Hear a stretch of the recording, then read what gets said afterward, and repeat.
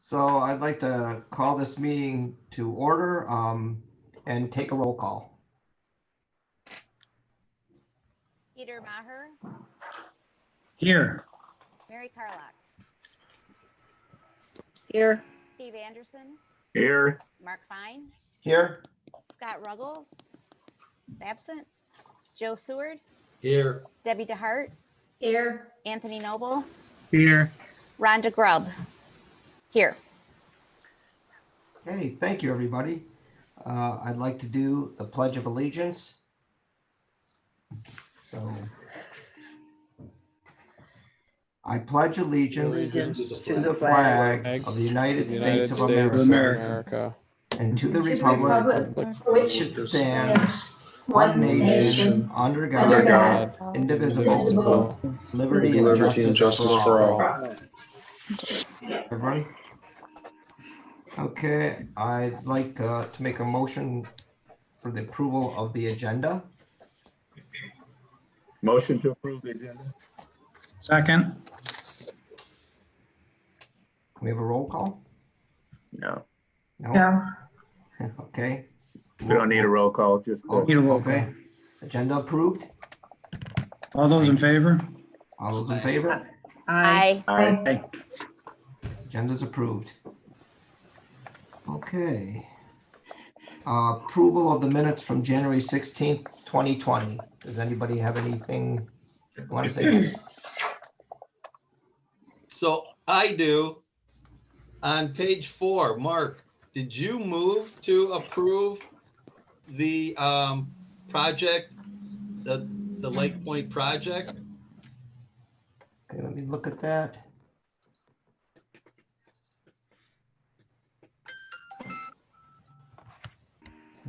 It's on page 4 of 4. Okay, I'm looking right now.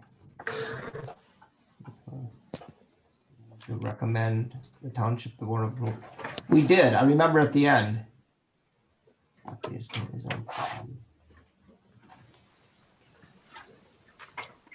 We had a roll call vote.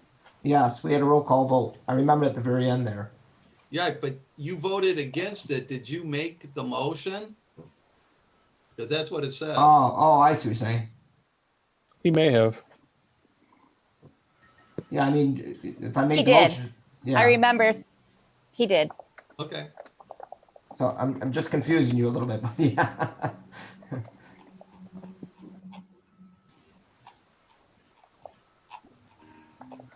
Okay. Do I have a motion for approval of the minutes from January 16th, 2020? I'll make a motion to approve the minutes. Do I have a second? So, support. All those in favor? Aye. Aye. Let's show the approval of the minutes from January 16th, 2020. I abstained. Okay. So we have a call to the public. So if there's anybody in the public that would like to speak, but not for the items that are on the agenda. So if we can show the agenda on the screen. And for the public, oh wait, before we do that, I'm sorry. There was a portion that I wanted, Sean, I'd like you to kind of explain the procedure we're going to do for this meeting. I kind of skipped over that. If you can go over that. Sure. Thank you. Some of you who are in the room, I've had a conversation with tonight already about the process and how this is going to go. But obviously, this is a first ever Zoom Planning Commission meeting for White Lake. So I would ask for all participants just to be a little bit patient, and I think everything will go smooth. Ken Milburn, who handles the videography portion of the township board meetings and has handled the Zoom meetings for the township board, is helping us tonight and is streaming this over YouTube as well. So those who can't participate this way can still have access to what went on here tonight. So I appreciate Ken's involvement. You know, he can explain and may get into more detail on exactly how he is going to help us navigate through the meeting.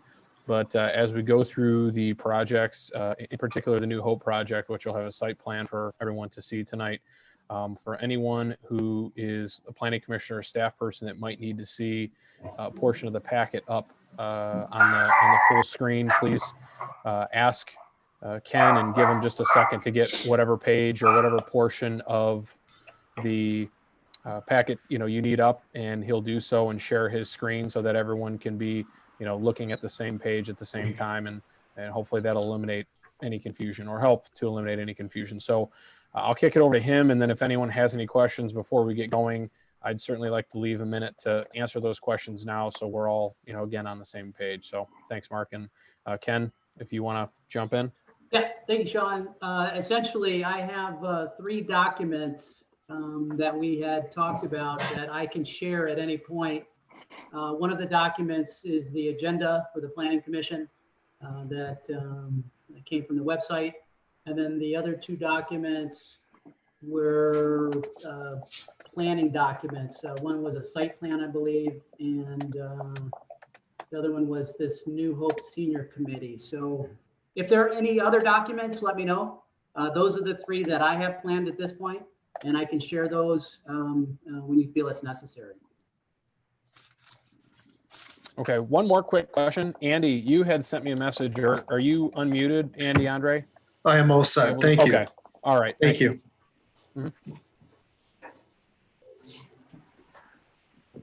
And when I'm not active, I'm going to turn my video off, but certainly I can jump back in if I need to. If anybody has any questions, let us know now. And if questions come up, please let us know along the way. Hey, Sean, thank you. Are there any questions? Going once, going twice? Okay. So now let's do the call to the public. That would be for any items that are not on the agenda. The way that you would raise your hand to let us know that you want to speak is you would hit *9, and that's raising your hand. So let's see if there's anybody doing that. Give you a second. And I'm scanning the phone callers right now. I do not see any raised hands. Yeah, I'll give them about 5 more seconds just to make sure, because it's *9 if you wanted to raise your hand, and it's call the public for items that are not on the agenda. Okay, so there are no calls from the public. So let's do the public hearing.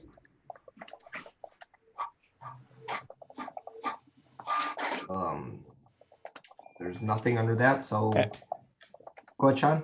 Actually, I'm sorry, Mark. This is technically a public hearing. It's just we actually could move new business under public hearing if you want. I mean, it's just how it's listed on the agenda, but it technically the new business item A is a public hearing.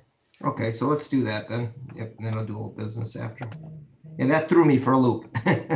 Yeah. Okay, so I mean, you may want to. I'm sorry. I was going to say you may want to make a motion to just move 8, new business 8 up to 6 for hearing. Okay, so I'd like to make official. I'd like to make a motion to move the new business A and B below public hearing in number 6. A Do I second. have Second. Okay, all those in favor? Aye. Aye. Okay, we get to do it. So for new business, A is Aspen Meadows Extension. Sean, do you have anything to say for that? I don't know. Do you want to take the public hearing now first because we've moved? You've moved it now. So now really Hope would be first, and Aspen Meadows would remain under new business A. Oh, okay, sorry, okay. That's okay. So I got old business, new business, so we'll move, so New Hope, White Lake LLC, the location, property described as parcel number 12-25-400-029, it's vacant, located on the west side of Williams Lake Road and south of Elizabeth Lake Road, consisting of approximately 21.75 acres. The request is for rezoning and preliminary site plan approval. The applicant is New Hope White Lake LLC. And Sean, you said John Holland is not here to. He's not going to be here, but I would, for the benefit of the public, like to just go through his 7 comments quickly. Please, Sean. And can we Okay, put that on? there were can 7. we put that on the board? Sure, and Ken, that's the second page of the packet, the first one after the cover sheet. Okay.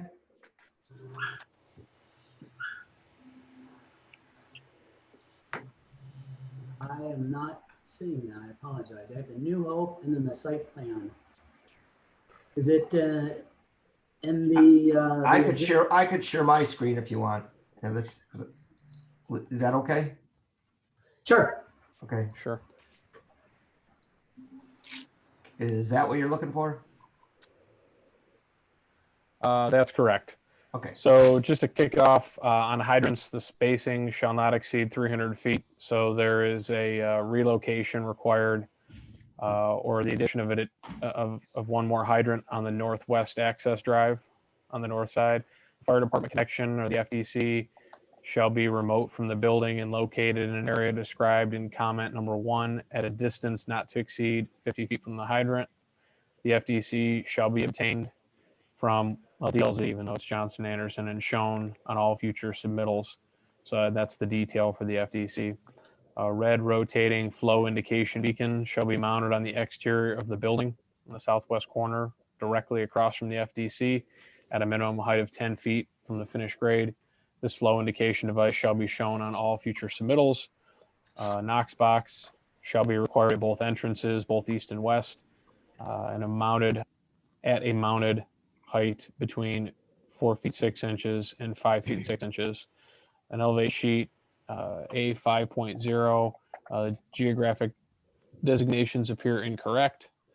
East access drive or canopy area provide a turn radius profile. This area will most likely be used for ambulance traffic. Our concern is that in order to exit the site, vehicles will have to travel around the building. The angles of, and then number 7, the angles of approach and departure shall not exceed 8 degrees, which is just standard, so they don't rip bumpers off of fire trucks. So that's what John had. Any Pretty questions standard from, stuff. Are there any questions from the board about this? I have no questions. Can I ask a question? I'm not on the board. Right, Sean, I'm should just a resident. The residents will have a chance to ask questions and make comments during the public hearing portion. Okay. So certainly, please be ready to ask, but Yeah. we'll be in just a few minutes. Yeah, please write it down, and then, and then the way that you can raise your hand is *9 during the public, and then we'll call on you. Okay. So next would be, I think, Mike. Yeah, Mark, I can go through my comments. Everybody hear me okay? Okay. Yeah. Did you, I was wondering if we could put that on the screen. Yours is on the same, just don't know what page it is. It's on the first, it's on the first page, Right. the first grouping, right after the fire department, the fire. Okay, let me share that then. Here, let's go to It's that. the March 12th letter, I think we'll go over Yes, first. March 12th letter DLZ.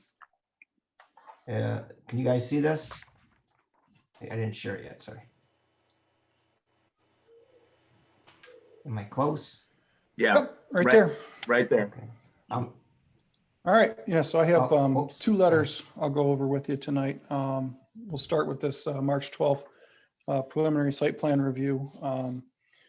Overall, the plans were in really good shape. Our overall recommendation was for approval with just some commentary, but we'll get through a few of the items. On the first page, preliminary site plan comments under general, there's 4 items that are just kind of housekeeping items. I don't think we really need to delve into those too deep. I know they can take care of those administratively. Under grading and paving on the second sheet, this is a comment that similar to Trailside Meadows, elevated detention basin.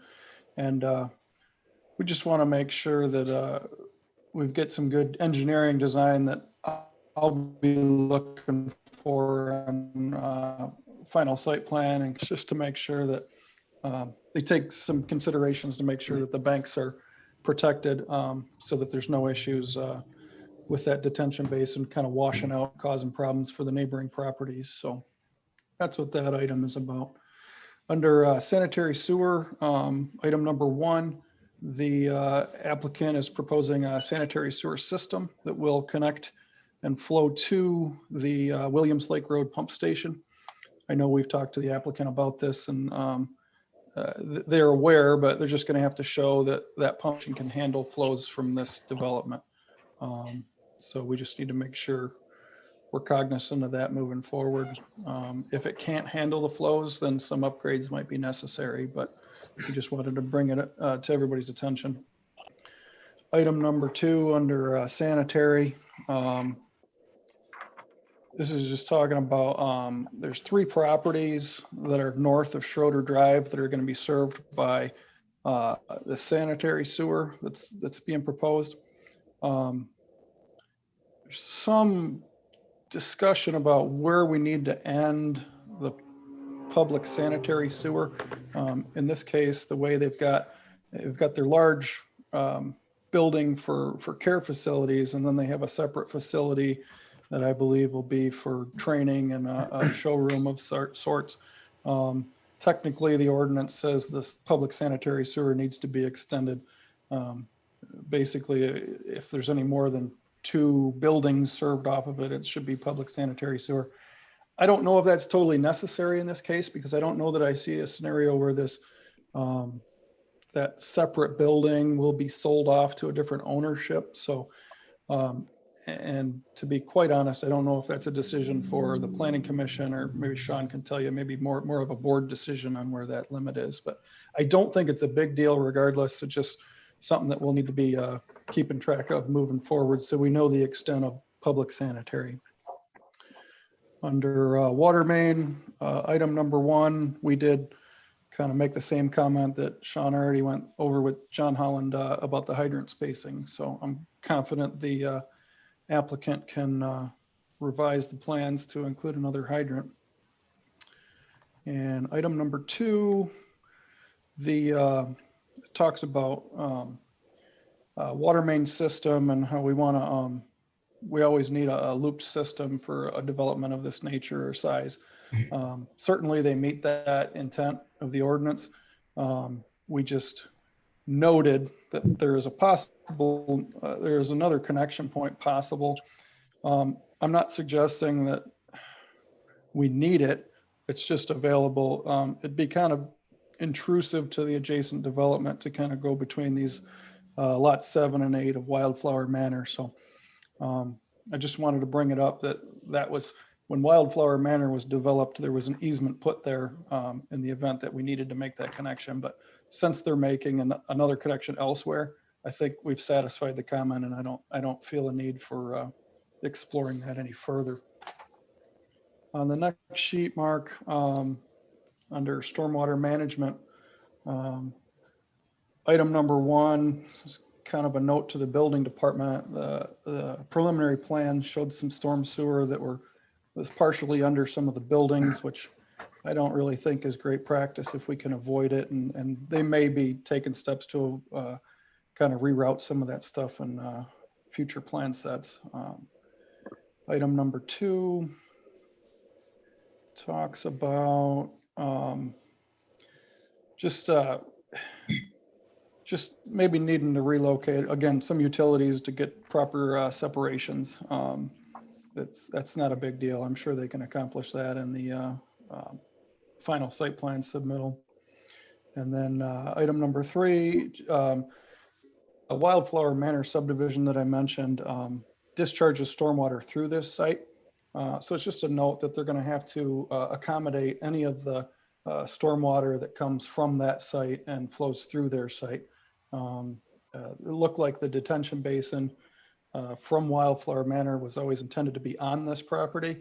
So any of the storage volumes that were required of that development will need to be accommodated in the detention plans for this New Hope development. The remaining comments in this letter are for future engineering and construction plan, just to kind of give the applicant some guidance.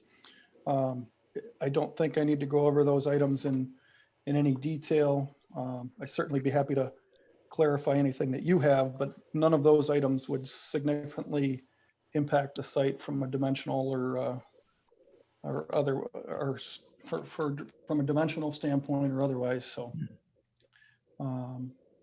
if anybody has any questions on this letter, I'd be happy to answer them.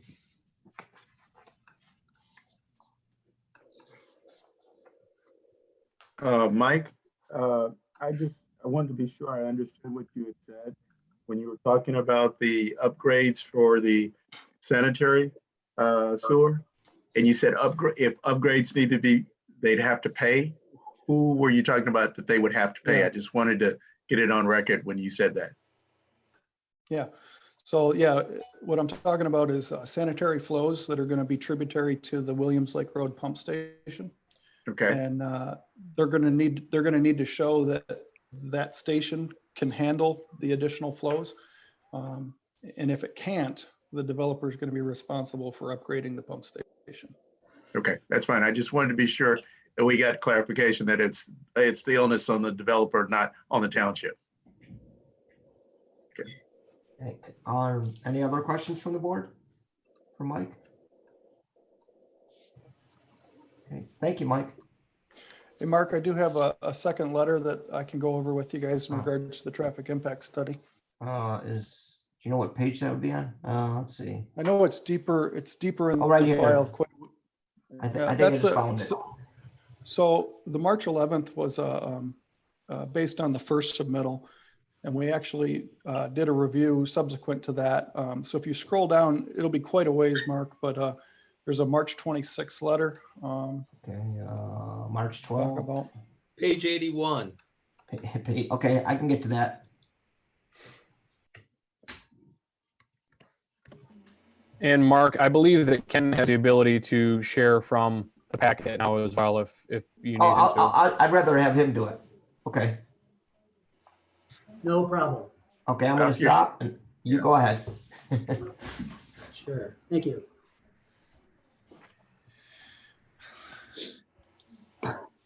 So while we're getting there, I'll just say that, yeah, we did a preliminary review, which was that March 11th letter that you looked at, and we had some comments that we had asked to be clarified, and they did, and came back, and our March 26th letter is based on the revised impact study. So, and there you guys see it in front of you. So ultimately, we don't find any issue with the traffic impact study, and just kind of a brief overview of what they say essentially is that they did an analysis based on what the property could produce traffic count wise if it were to be developed per current zoning ordinances. And then they compared that to how they think their trip generation is going to contribute to traffic. And that's based on standards from different sources, but essentially they're saying that the trips generated by this development are going to be less than if it were developed for whatever purpose the ordinances would allow. And we tend to agree with it based on the nature of the development. And essentially they find that there's no additional traffic treatments necessary. What you would find if you needed the traffic treatments would be things like a center turn lane or a decel lane. But Schroeder Drive already has those features out front. So no need for additional treatments. That's what the study found, and we tend to agree with the findings. So again, I'd be happy to answer any questions anybody might have in that regard. Yeah, I have a question. Question, Mike. Joe Seward. On the traffic study, there's a mention that the level of service for left-hand turns South Williams Lake Road and Rookery Boulevard. Is there anything that can be done to maybe improve that? And I'm looking at page 27 of the packet.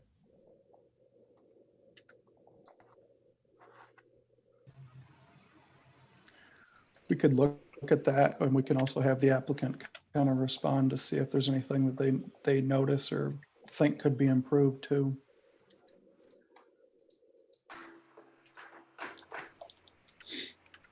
a lot of times what we find in these situations is a lot of these traffic issues, and we've dealt with this on a lot of projects recently. A lot of the traffic issues are existing, not created by these developments. So Is this the page that we should be on? Let me take a look. 32 was what I was looking at. Nope, 27. Yeah, you were right, 27. And then if you look at the bottom where it says to the column to the left, South Williams Lake Road and Rookery Road, and then you have westbound left turn, it shows a level of service of D and F.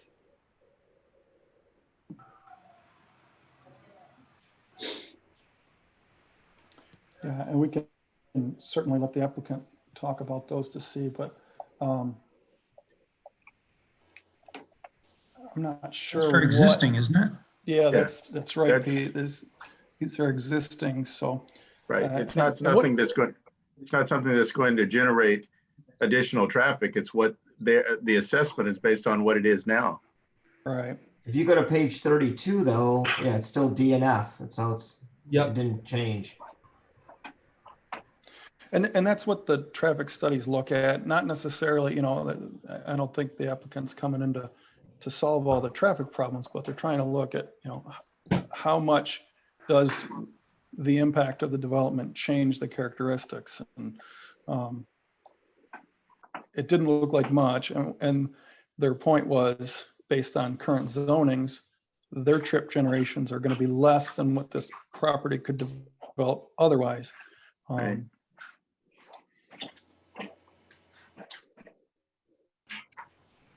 Okay. Any more questions for Mike? Okay, Greg? Are you there, Greg? Yeah, I'm here, just unmuting, sorry. Okay. So we've kind of talked about this already, but what's proposed is a senior living facility with. Which page is yours where you should start? 10. 10. Not sure where 10. we are on the packet. I saw it earlier there, though. Page 10. Thank you, Steve. There you go. 58 assisted living apartments that would total 76 beds and 36 memory care units, which would 40 beds on a site of 21.57 gross acres.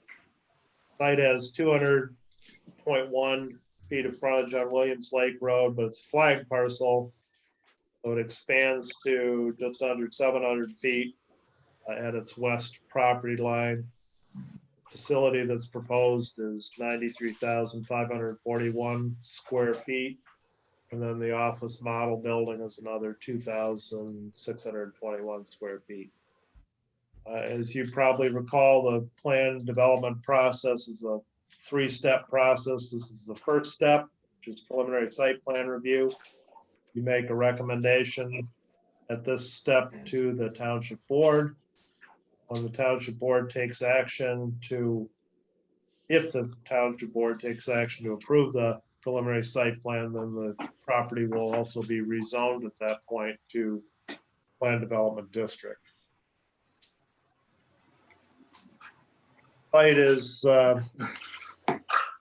currently zoned R1B. The future land use plan would indicate residential resort use for this property.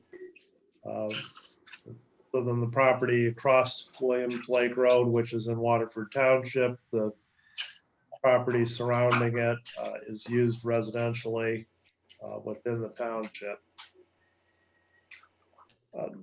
So certain kinds of senior living facilities are contemplated by the Plan Development District.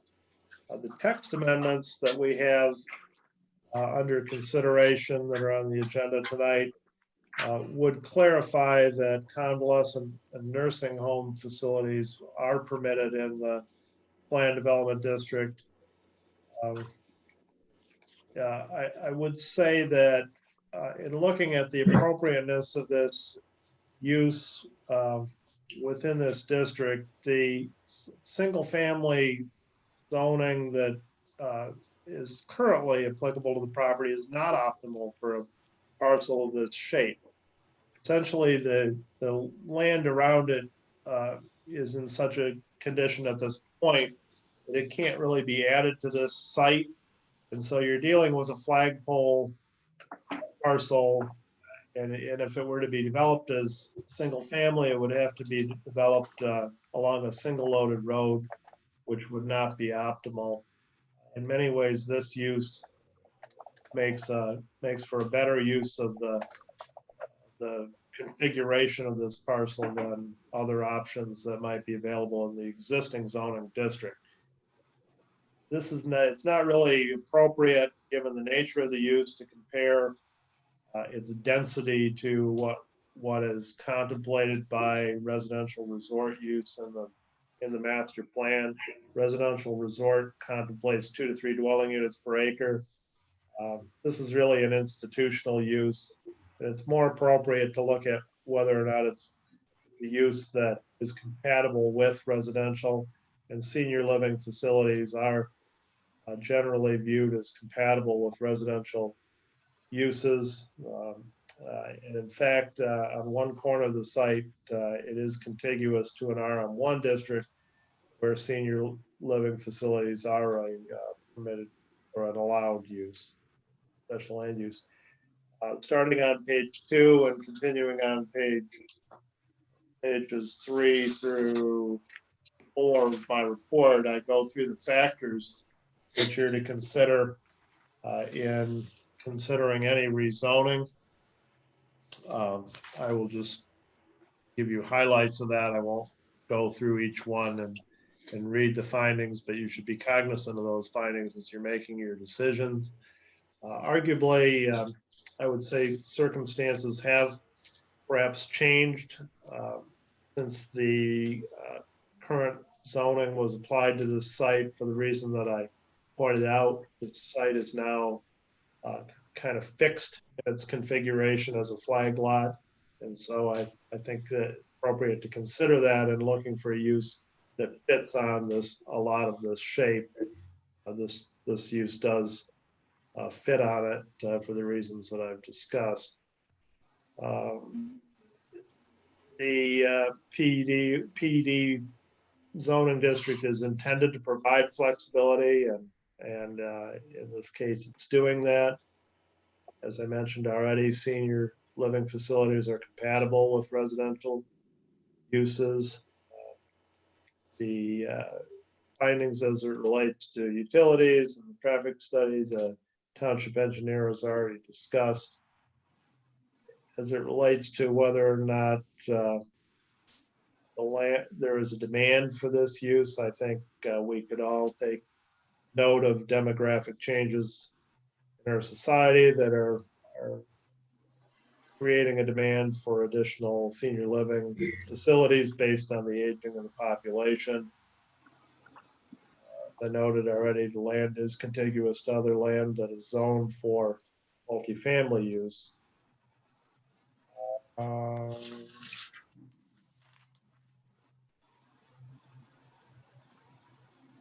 Those are the things that I wanted to mention as it relates to the rezoning findings.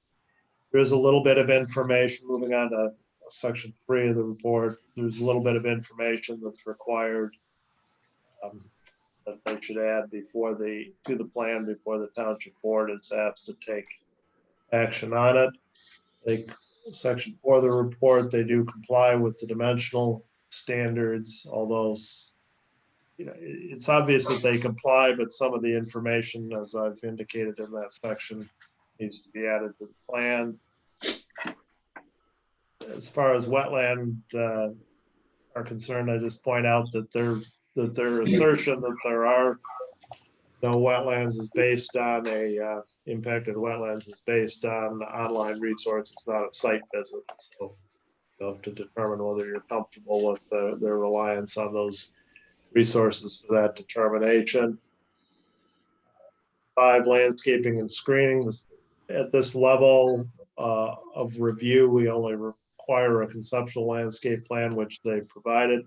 The site is heavily wooded. They will preserve woodlands only at the periphery of the site.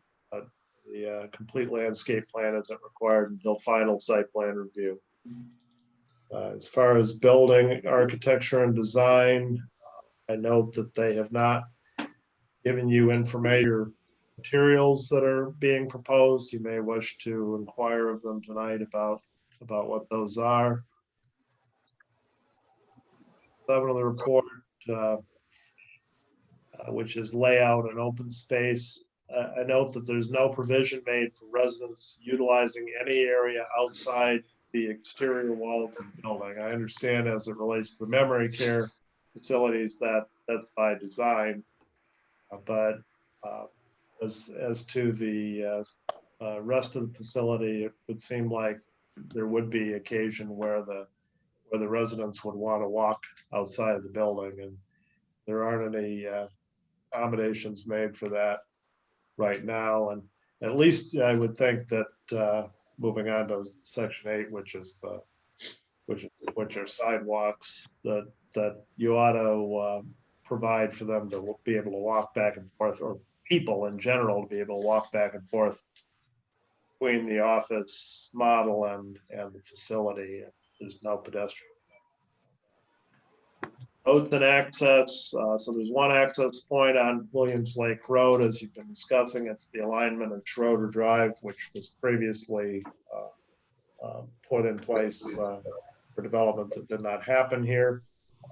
Across the street, as you noted, from Rookery Drive or Rookery Boulevard in Waterford. That street is, as the name implies, a boulevard, and it has a boulevard entry. And I think you might want to consider requiring a boulevard entry for this project as well. Provide some opportunity to prevent an accident or a stalled vehicle from completely blocking the road. This is a very long single site entry. It's 1,288 feet long, so one way in for that distance. And I think it would be better both from an alignment standpoint and from a safety standpoint to make some portion of that a boulevard entry, as opposed to just a lane entry. Mr. Elliott, real quick, is there a particular page that we should be showing regarding your information right now? That I mentioned on page 5 of my report. It's section 9 of the report. It's page 14 of the.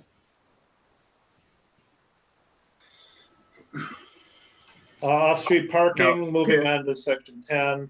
They have the required 44 off-street parking spaces. Well, they are required to have 44. They have 62 proposed, so they're compliant. Just note that there are some spaces that overhang a sidewalk, though, and in that case, the sidewalk should be no less than 7 feet width. Width was not called out on the plans. There is a photometric plan, moving on to section 11, provided in the packet. It appears that there will be no light spill off of the site. A community impact statement was provided. You should be showing page 5 right now. With the application. I just note that there was no discussion in the community impact statement of emergency medical services or of projected tax revenue. I'm comfortable with, if you're comfortable with the issues, their resolution to the issues that I've raised, we would be comfortable with the planning commission recommending approval. I'm happy to answer any questions. Hey, Greg, I'm sorry. I told them it's page 14, but on the bottom it says page 5.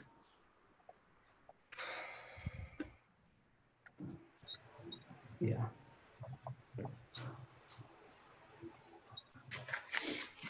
Any questions? Any questions from the board for Greg? I have a question. It appears that there's courtyards incorporated in the building. Are these open air courtyards? Yes, there are courtyards. And they're open to the outside? There's no roof over them? Yeah, the resident rooms or suites that are off those courtyards all have courtyard patios. Okay, so that square footage is not included in your 93,541. Correct. Okay. Who's asking that question? Debbie. Oh, okay. I'm sorry because I couldn't see the screen, so I was just asking. I'm sorry. That's all right. I have a question. Sure. In the courtyard, will there be walkable pathways for the residents in there? There you go. We were just wanted to bring that up, that yes, there'll be walkable pathways in there. Okay.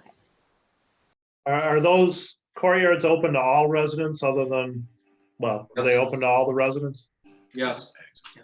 So what we do is for our dining areas and common spaces that the residents even have sitting areas there, and then there's two different entry points from public spaces into the courtyard for the residents to come out for a walk and with their families to be able to enjoy that space. I'm going to have the applicant talk next. Right. Yeah. Hey, Greg, I had a quick question. When you were going through this process, did you compare the idea of, rather than doing the rezoning, to a special land use?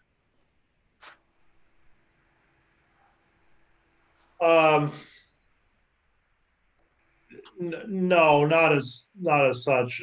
I think we felt like this was necessary for them to achieve this. I don't have the ordinance right in front of me. Maybe Sean can answer, but I don't think in the R1B district this was an option. Is that right, Sean?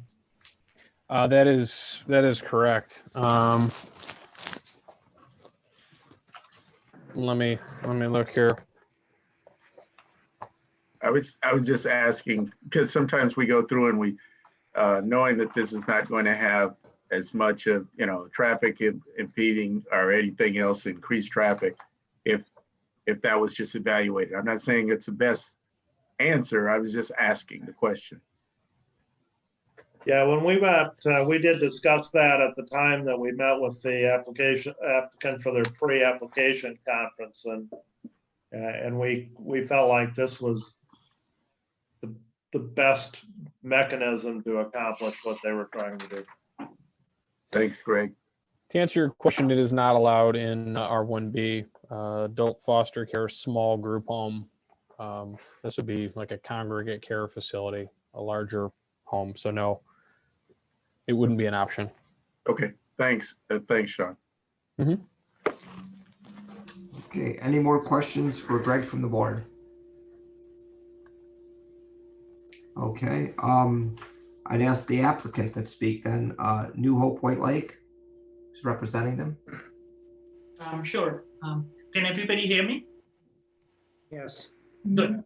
So my name is Rumi, and if you could kindly pull up the one pager that was titled New Hope Summary Doc on the screen. Okay. Looking for it now. Okay.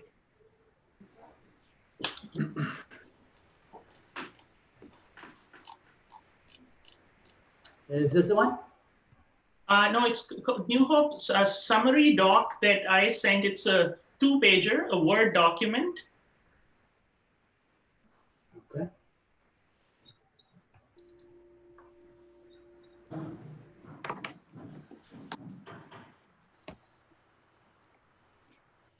Is it in the packet, Sean? Let's see it. No, it's the one that I emailed you this morning, Ken. Oh, in the email. Okay. Yep. Yeah.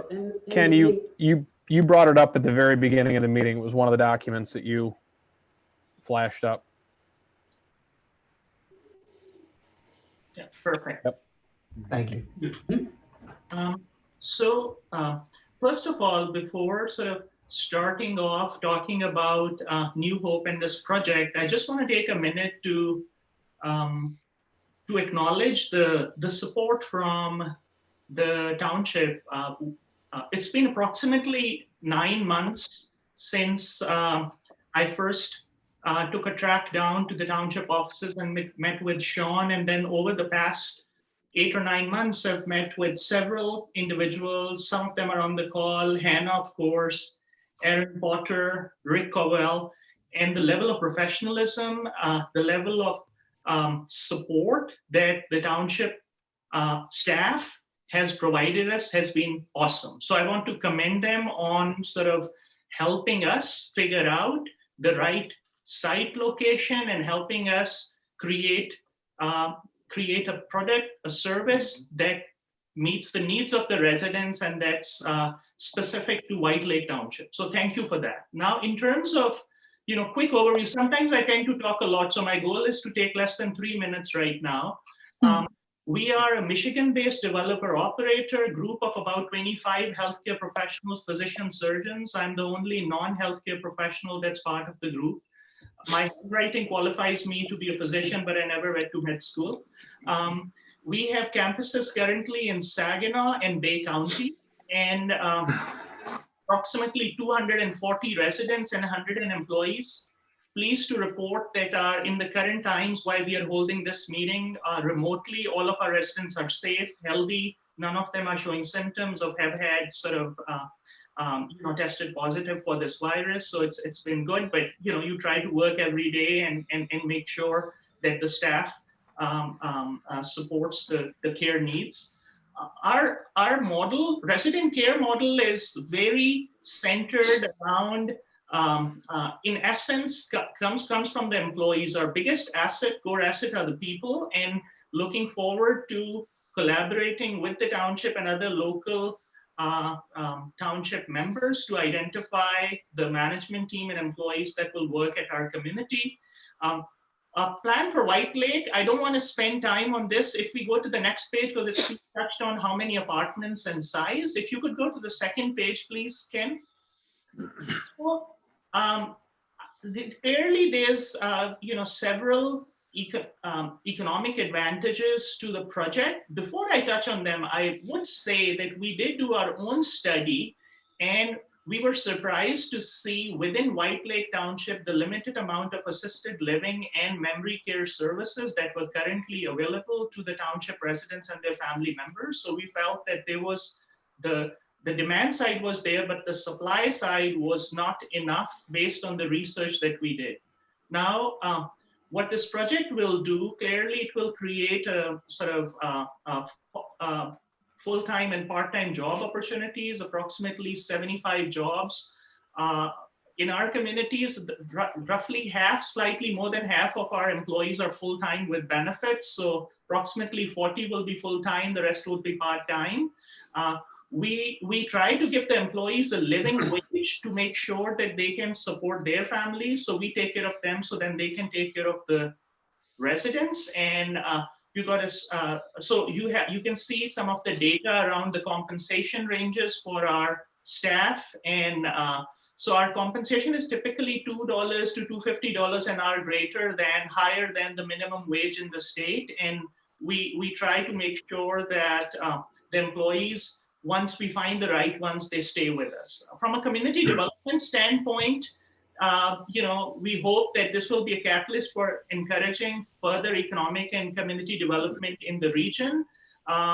We build environmentally friendly communities, environmentally sound communities. Our values, our insulation in our communities are significantly higher. So we are good custodians of the environment and trying to make sure we leave a limited footprint.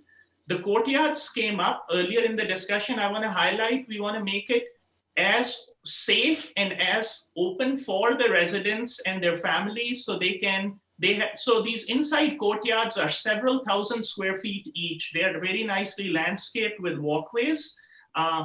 Unfortunately, the lion's share of the residents are still wheelchair bound or have walkers. I should highlight the fact that this is specifically assisted living and memory care. There are no independent living residents. Hence, their mobility is very limited. So we try to provide them safe mobility within the community. And at the end of the day, we see this as an opportunity to support a current need in the township. And I'll stop here. Not sure if you have any more specific questions. I do want to give an opportunity for a minute to.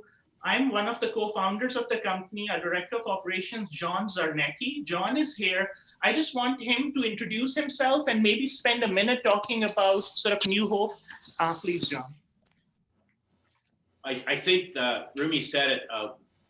We're very careful where we develop. We want it to be a win-win for the township or community that we're going into, certainly for our neighbors. We become such a part of the community serving families. It's quite a responsibility when someone walks in and says, we'd like you to take care of our mom or our dad. And we take that quite seriously. I think our Saginaw and Bay State locations and the reputation that we work hard for every day would bear that out. And we went to a lot of different places, to look for the next right location for us. And it really did start with the open arms, as Rumi already had said, of the township officials. And I thank them as well. So as we go through this, transparency is important. We've already worked very hard. Rumi has met with many of the folks that live in the surrounding area because we want to be partners again and good neighbors. And I will tell you that of all the development we've done to date, it's been neat to have even our neighbors come by to visit, even if they don't have a loved one there, because we have that kind of relationship. So certainly I think the questions are the most important, but I just wanted to add those comments. We appreciate it. If you could switch to, I would try to hand it over to Andy Andre, who's our civil engineer. Andy's done other projects in White Lake, including the Myers there as well. And I want to just pass it on to him. There's a one pager that shows the site plan. Ken, if you could kindly pull it up. Okay, pulling that up now.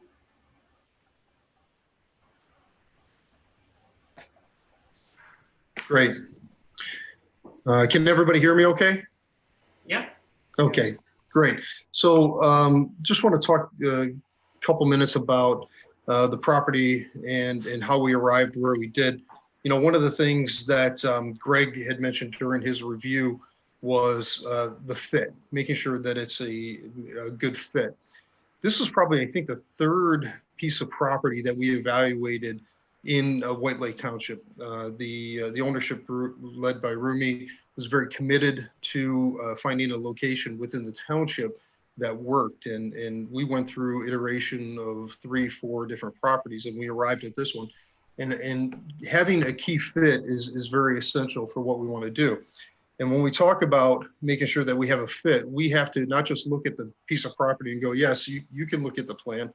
You all have a lot of experience in dealing with these types of things. You can look on a plan and say, sure, it looks like it fits, it meets all the minimum requirements. But one of the things I think that was critical in the approach that Rumi was spearheading was not just making sure that it fits from a physical standpoint of on a piece of property, but also that contextually it fit within the overall area of the township. And so one of the things that I think is fairly unique is that Rumi set out to make sure that we engaged the neighbors in a very proactive way during the development of the plans because of going through rezoning, going through and making sure that we're approaching the development of this piece of property in a very responsible way, because like he had mentioned, they want to be good neighbors. They're going to own and operate this for many, many years. And so being good stewards to the property and being good neighbors was one of the critical things that we set out to do. And we arrived at a plan that you see in front of you, and we've continued to receive feedback from the neighborhood association. I think they're on the call as well. So that was one of the things that was a driving factor in this. When we looked at this, there's always some key things that get brought up when it comes up to new development. One of them is always traffic, right? How does this work within the area? And when we set out to do a traffic study,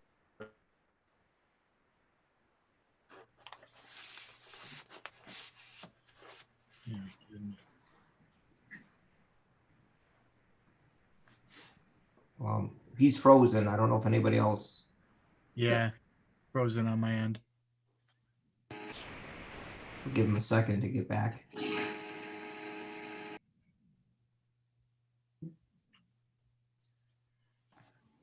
I'm sorry, I'm back. Can everybody hear me? We can hear you. Yes. Yep. Okay. We lost you about maybe 20 seconds ago. Should I even bring up the name Comcast and Infinity? But what should I say? How about wow? But when we look at traffic, one of the key things is that's something that gets brought up in all the developments that we do.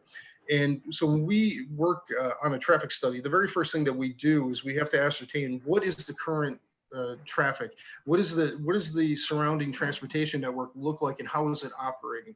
And so when it was brought up, during the review, you can see that at times the current existing operates at capacity, and then sometimes it is over capacity. And that's just the nature of the existing transportation network. And when you talk about improvements, those are the things that the county and the township have to discuss when they're looking at that. The other thing that we do is we set out to say, how does the development work then? Is it going to make it worse? Do we need to do improvements? Do we need to do these different things? And so the result of the traffic study basically came out and said, it's not going to add any additional traffic to it. And one of the things that by nature, both assisted and memory care, is that the residents do not have cars. They don't drive. This is not independent. And so by nature, we already have a low amount of traffic that we're generating. And when we looked at this, we said, hey, let's compare it to what would be if a developer came in under the current zoning, how would it look? Well, I can tell you we're way below what that traffic would be. And I think even the number is even inflated, but we're like 30% less than what a traditional residential would be that would be permitted by use. So while there may be some existing issues within the transportation, surrounding transportation network, we're certainly not going to be adding anything any more to it than that's already there. And I'm not sure if it's in the packet or not. I'd like to just leave with the site plan, leave this plan up there. But we did write a letter dated March 24th that provided an itemized response to each one of the items. I can say that we engaged members of the township team, being the staff and consultants, and we wanted to make sure that we were addressing all these things. So we did actually provide an itemized response. And going through some of them, I really, with what Mike had gone through, I can tell you we've already addressed 90% of the items. There's really no issues whatsoever.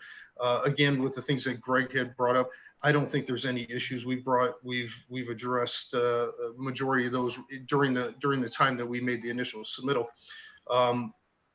One of the things is when we look back at this, when we say there was a couple items that were brought up talking about wetlands. Well, it wasn't too long ago that there was a different project that was in front of you guys, and the Redwood project, and there was a review and determination made by the DEQ, the then DEQ, February 27, 2019, that wetlands are not regulated on the property. So we made that assertion earlier that Greg had brought up by the mapping that was available, plus there was already a determination that was done. So we did do our due diligence on that. When we look at the plan itself, we talked about that single entry. The entry that's coming off of Williams Lake, that's existing right now. So there already was kind of a taper that was installed as part of the work that the road commission had done there. So we were just basically following what was there, what was installed already. I think there was some consideration made by the road commission, and we were just following that. With one of the things that you're going to see throughout the plan is there's a fairly significant amount of grade change on the property. And what we did is we positioned the building probably in the flattest area of the site. And there are some impacts of some grades in there. We did incorporate some retaining walls around there, but not to the extent of probably normally would see on a development here on this piece of property, as you probably had seen in the past. So we've taken that into consideration. One of the goals, as I had mentioned, in trying to be good neighbors, is one of the things that was talked about with the neighborhood association was, let's keep as much of that established vegetation as possible. It's very well developed on this piece of property. There's a lot of good old growth that's there, and what we want to do is maintain as much of that as possible, provide a natural screening. And I think there's a couple things that we've done besides position of the building. We're looking at the elevation of the building in relation to neighboring properties. How does that work? We're looking at screening views of how would the neighbors see this building from their property. And so I think we've taken a lot of consideration in there. We're actually going to be incorporating a little bit more of retaining wall because we had some further meetings beyond what we submitted here, and that was brought up with the association was, hey, is there a possibility we could maybe drop this building a little bit? And we felt that we could adequately do that. And so we'll be doing that. So we're really minimizing any type of visual impact from adjacent properties. It sits fairly low in comparison to the other surrounding properties. So we feel like we've taken a lot of feedback that was provided and incorporated into the plans. And one of the things I'll just leave on this is, I know it's a little bit early to be looking at it, but not, we want to make sure we're planning. But I think Mike had brought up some of the existing lots that would be running north of what was called Schroeder Drive. Those are currently, I think, on both well and septic.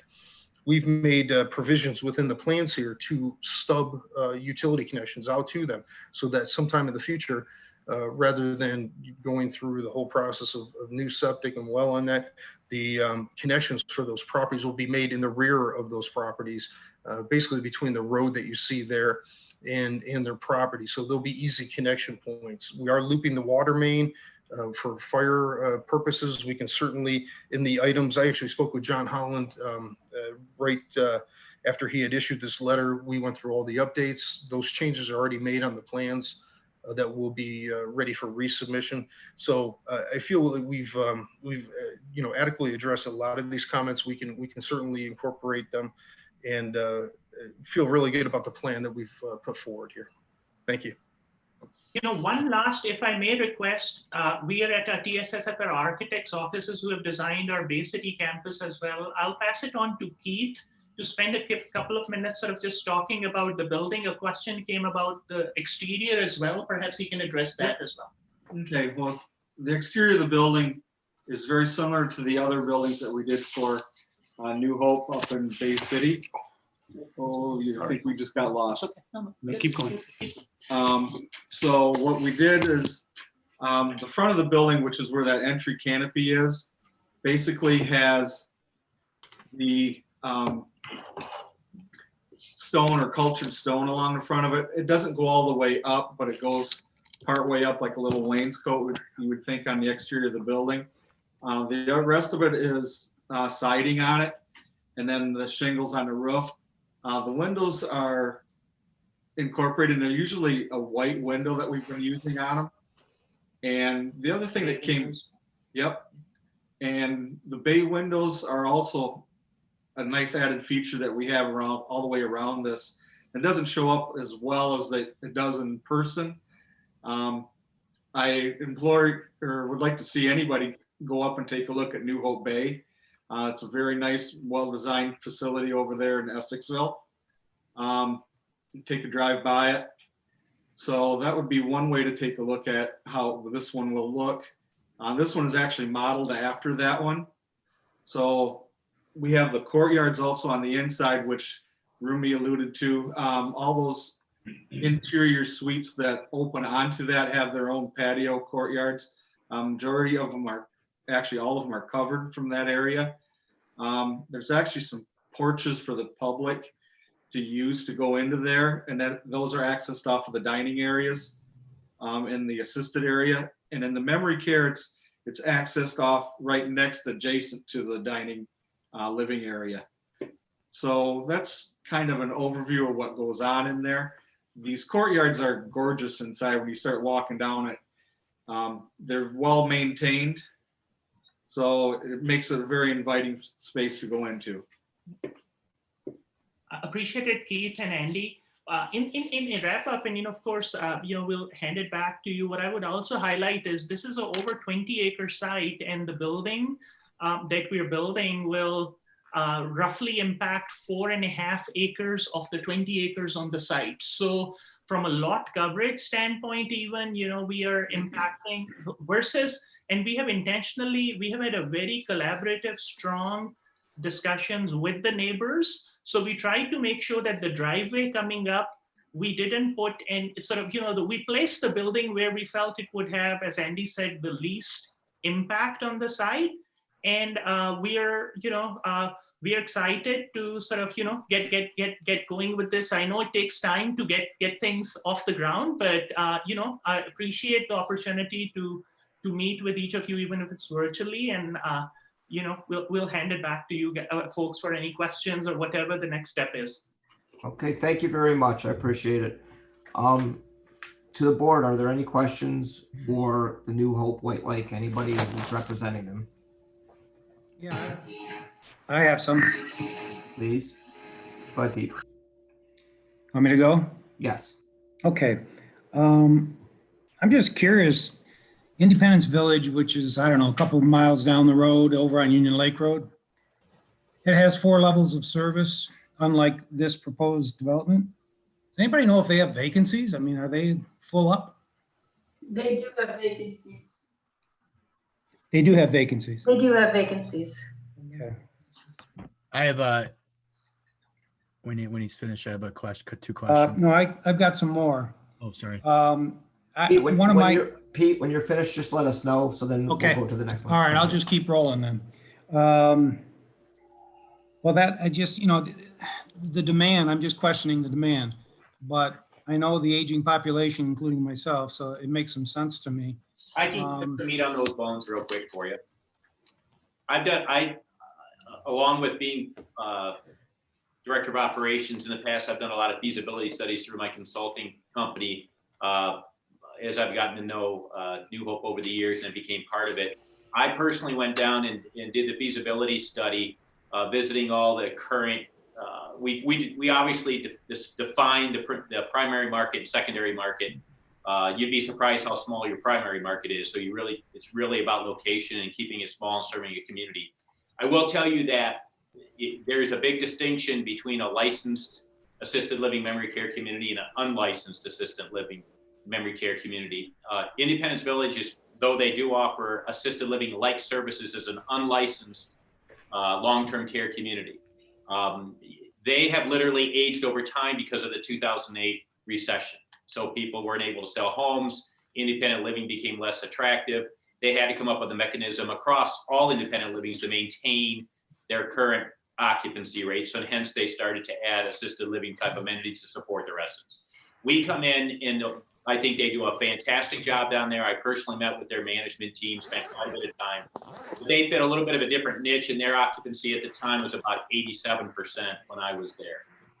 The other 2 offerings in town, one just, as you know, kind of refurbished and is starting to get up and running, and the other one is more skilled care based. With that, there was still considerable surplus in the primary market area based on current population and the demographics looking forward. But I do want you to know, I do want you to know 2 things. Memory care was severely underserved. So we felt that was a product that we worked very hard at, and it was of great need there. So that, as you can see, it's a big part of our offering. And the other side of it too is a lot of folks who develop assisted living communities strictly stop at the need, and they define the surplus and they come in and they offer their product. We really take it a step further. We want to go in and perform as if we have to be the absolutely very best community out there to achieve the business goals we have by service to others. So it's kind of a twofold, approach we take, but that's a little bit of background on the feasibility. Okay. I'm gonna cut you off, Pete. I don't think you finished your question, so continue. No, what I'm going to do, I'll go through my bullet points. I don't want to extend this thing and take up all the time. So I'm just going to go quickly through my wish list or bullet points, okay? Okay. So I've already done some. The outside walkways, I understand the lack of mobility. The people that are there are not going to be out riding skateboards, but it just seems like it'd be, if you, and I've never run an assisted living facility, so I don't know what I'm talking about, but it just seems like it'd be cheap, number one. Number two, if you say they'd never get used, I defer to you because it's a waste of money. Next bullet point is Boulevard Drive, the entrance. I kind of like that idea. It just puts a little bit of perfume on this thing. The other point that was in somebody's evaluation was insulation / sound deadening, i.e. the airports and, as I know, because I live about half a mile from this planned development, there's lots of air traffic. And so that seemed like a good suggestion to me. If I understood what you just said, it sounds like the only brick is a little bit on the wainscoting, whatever you call it, on the front where the portico or where you drive through and drop people off. I'd love to see a little more brick because I'd love to see you spend more money. I understand it's more expensive. I'm a recovering CPA, okay? I want to know if the developer, if you folks have the unilateral right 3 years down the road to change your levels of services, or if that requires any sort of municipal governmental input. Last point is Schroeder Drive, is that road the access road for those 4 lots? That confused the heck out of me. Would they build? I've got a picture. Build homes there and their driveways would come off of Schroeder? Pete, I'm gonna show you a screen right now.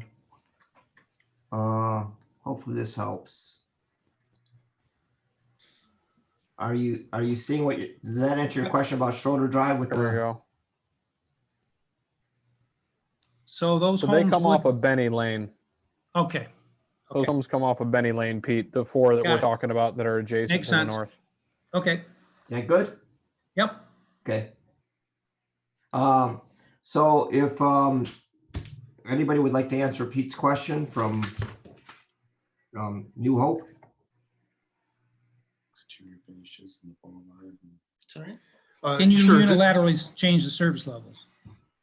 Oh, unilaterally service.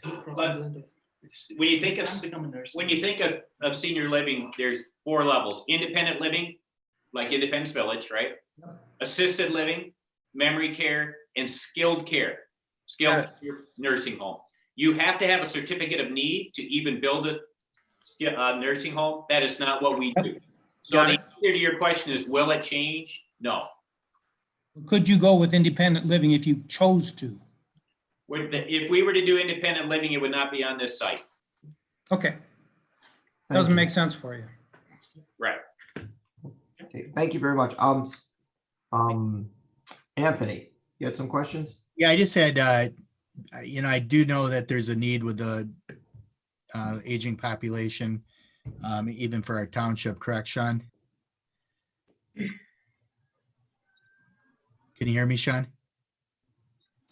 Sorry, it took me a second. I thought I was not muted, but yes, so I think the demand, and actually Rumi and John can probably speak to this a lot better than I can, but I definitely think there is a demand for this type of facility. I mean, I think we could stand to have a couple like this for our aging population. I mean, I think I asked Rumi this question early on. I think there's 31,000 people that live in the township.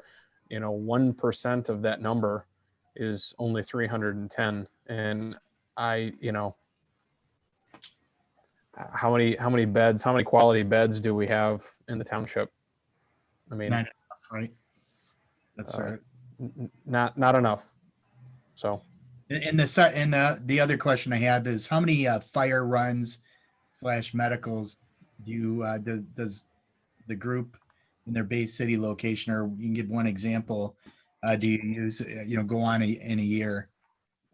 So how many fire runs, medicals does So for us, we took a pulse of both the Bay City and the Saginaw campuses, and in a month we would have anywhere from 3, as low as 1 or 2 even, but the average number would be between 2 and 3. That would be in a given month that we would have. That would be the sort of traffic that you would see. Now there could be a time period where you have none of those visits, but then there's others where it could go up, spike as high as 4 or 5.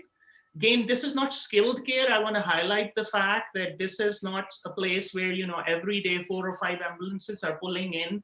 These are not tertiary or temporary residents. They are moving in and they're staying there permanently, Okay. 99% of them till the end of life. Okay. Thank you. Is that all, Anthony? Yeah, that was it. That was what I was just.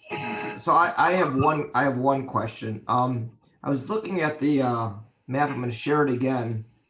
And I don't know if you can see that, but right here, you're going to have a retention pond, it looks like. So you're going to take out some trees right here behind this house. But it looks like you're going to leave the rest of the trees. So you're not going to be affecting it too much. Like That's the right. views of the houses. Yep, I think Andy touched on it. We are leaving more than probably 80% of the vegetation on the site untouched, and intentionally have placed the building in that open area to preserve it. And, Okay, and so- you want to elaborate? Yeah, because like right here, if you can see where I'm circling, that's on their property where their trees are. So it looks like there's not much here. And it looks like you're going to be coming over here and here. How close are you going to be coming to this? That's what I'm having a hard time seeing. Because you're going to have to back here. I think this is Andy Andre speaking. We're several hundred feet away from the adjacent property at that point.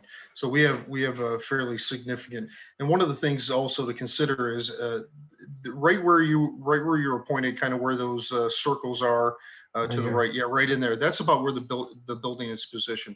And so that building sits about 20 to 30 feet lower than that house that you were just hovering over on the west. How far back, if I move this arrow, how far back do you think you're going to be with the driveway? Right about here? About right there. That's about the extent. Oh, yeah, they still got a lot of trees. Okay, I was just curious. Yeah, Mark, you got to realize that's a very steep elevation there. Yeah. So you got a picture. It's a great use for that property. You got a picture. It's in a bowl.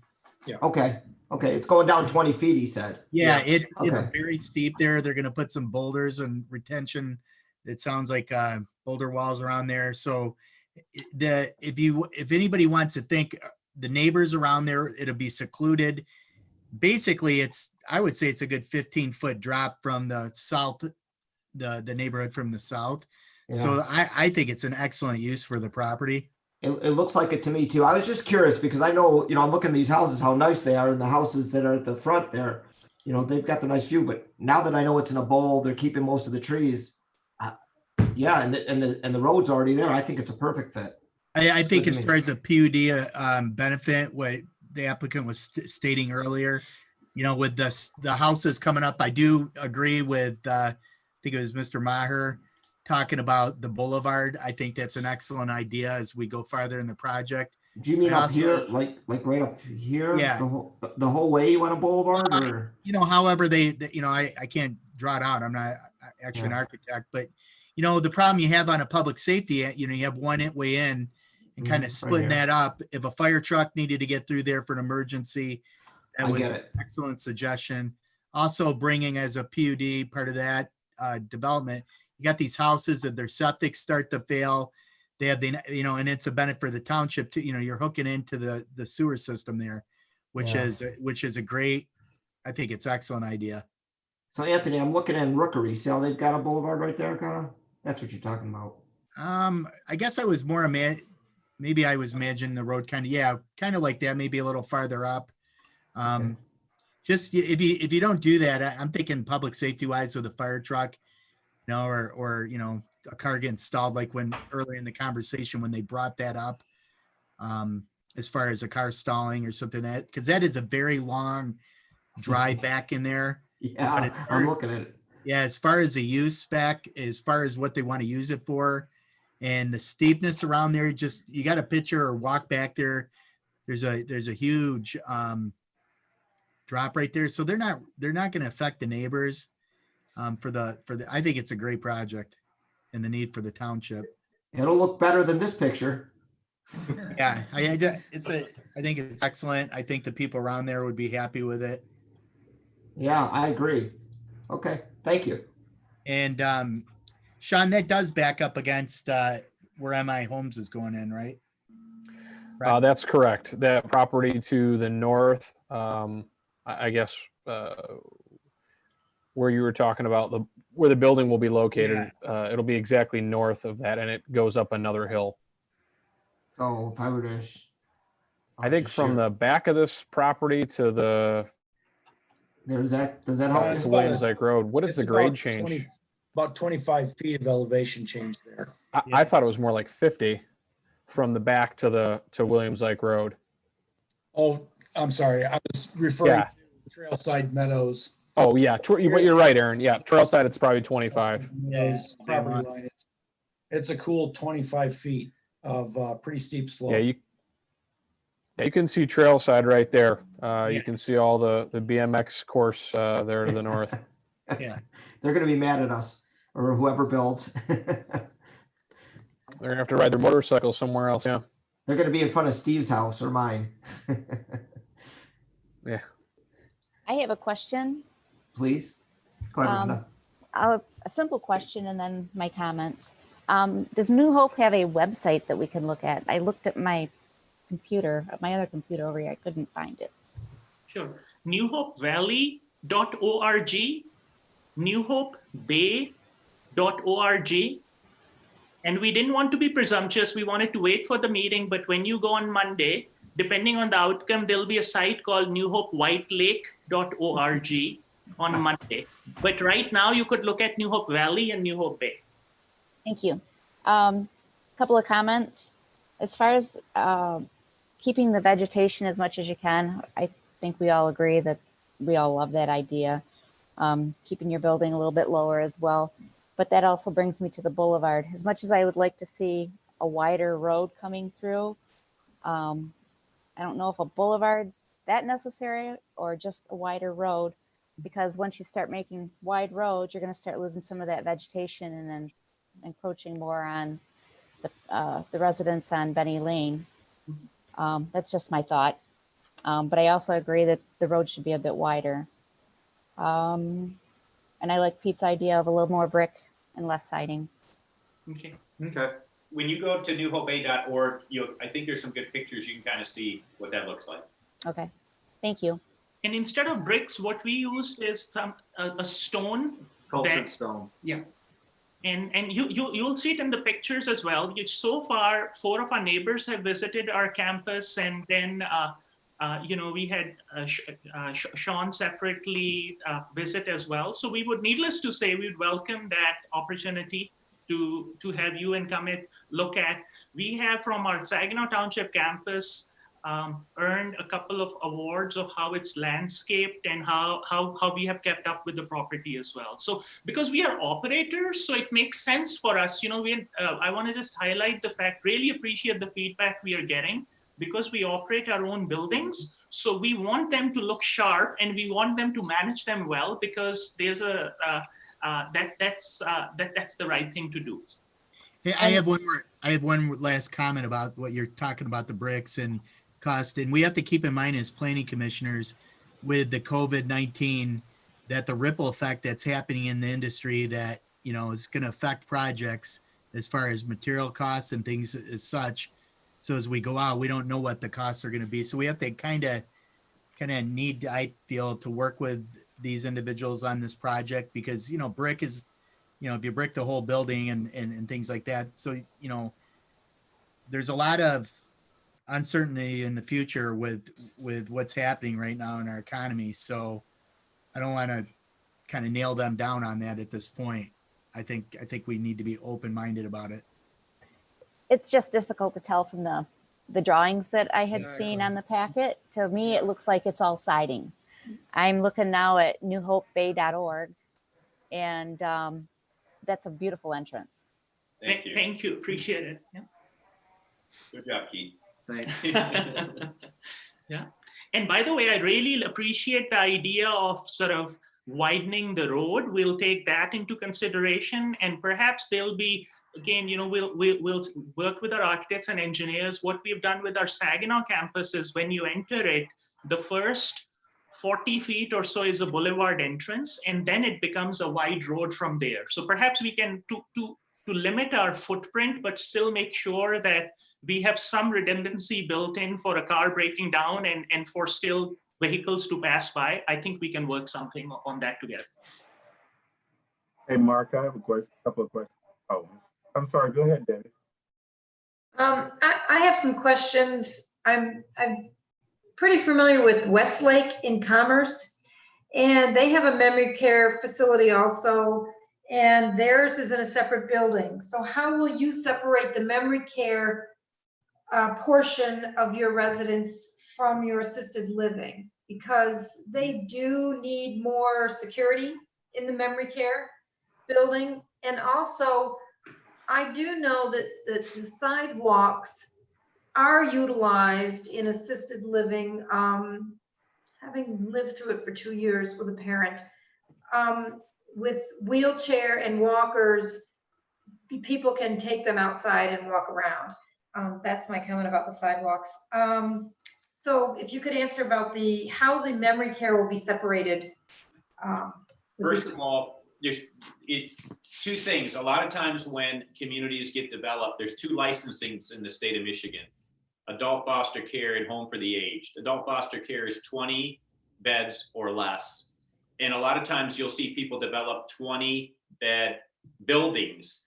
And Brookdale's known for this. They'll do a 20-bed and it'll be strictly memory care in another building, 20-bed, because they prefer that licensing over home for the aged, which is bigger. So that can be sometimes what plays into it. It's more of a licensing decision. What we do, however, is we have control points. So you have to go through literally a key punch pad and know the code to enter into our memory care. So as course of going down the hallway, entering into the separate memory care community, you would code yourself in, staff would, families obviously are able to get in, and then it's secured that way. We also like to keep them within our building because many times you'll get folks who are just beginning to have cognitive issues who live in assisted living, and you want to transition them in a way that's healthy for them. If you're in a different building and you want to, we call it day program them because they're just transitioning. You want them to start spending time in memory care, meet some of the residents, maybe have some meals before you make the move. It's tough to do that building to building. We can do that within the building that way very comfortably. I will tell you that I literally moved my grandmother from assisted living to memory care in that way, and to the point where we moved all of her belongings when she was having lunch one day in memory care and just took her to her new room, set it up the same way, and she never knew she moved, and it was great for her because she felt very comfortable. If I may add that besides sort of the way we have created our product, we have, besides assisted living household, we have 3 households in the building. When I say a household, I'm talking about separate common spaces, separate dining, separate living room, even their own separate courtyard. Memory care, we split in memory care and enhanced memory care. Memory care has got 24 apartments, enhanced has 12. And they have their own common spaces. They have their own sunroom and lounges. So we feel their needs are different. The staffing requirements are different. Hence, we create these smaller households for memory care. Memory care is one of the hardest services to deliver. One of the reasons I am doing what I do is because my dad passed away from memory care challenges 11 years ago, and I was an investment banker in New York, and so was my wife. We moved to Saginaw, where my mom and my family reside, and to honor his memory, we started New Hope. So we try to keep the memory care household small, provide them all the services within that. And then certainly what John's point was in terms of transitioning people from assisted to memory to enhanced, having them in one building, it helps. The courtyards actually are greater in square feet than the total size of the enclosed area. So we've tried to create a lot of open spaces to give them the ability to exactly what you're talking about, walk around, sit down, have the space, but have it in a safe environment and an enclosed environment. Sounds really nice. It sounds wonderful. Thank you. So I have one more question. I just want to show a screen because I'm trying to get a concept of what it may look like. So I have this screen right here. So this is what we're proposing, right? Then I went to your New Hope. Is this what the front's going to look like? Because I like that. Yeah. So this is our Saginaw campus. You're on New Hope Valley, but yes, the front canopy connected to the building with the stonework is I can't say it will be identical to this, but that's the stonework we use, and that's typically our signature canopy in front of it. The only thing we won't have is the detention pond that you see Up in the here? picture being right in front because of sort of obvious reasons. That's not going to be there. I don't. So for sure, this is the typical look we go with. If you go to newhopebay.org, you will be able to see sort of that one as well. New Hope, so New Hope Bay, B-A-Y? Yep, B-A-Y. B-A-Y? Yeah. Dot Org. O-R-G. Yeah.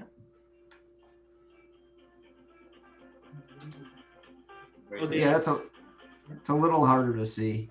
Yeah. But yeah, that looks nice too. I mean, okay. I just wanted to get a concept of it because I was looking at this right here. It's kind of harder to see with that, but I see right here, here's your canopy right here. That's right. Here's your canopy, and then this is looking at the front of it. So it's kind of the same building if I see. So this is the front right here, the south elevation is the front. Mark? Yeah. If you go to the gallery on the New Hope Bay website, up on the top right, he's got where you can select gallery. If you go down, there's some pretty nice photos there. Okay, so it's a New Hope Bay. Pretty clean. And then you say go down? So go back up to the top. Okay. And on your toolbar right here. At the gallery, yes, right there. Just scroll down to the bottom of the gallery and you'll see their elevations. Oh yeah, that's nice. There's the courtyard. Oh, you can see the courtyard as well in one of those pictures. There you go.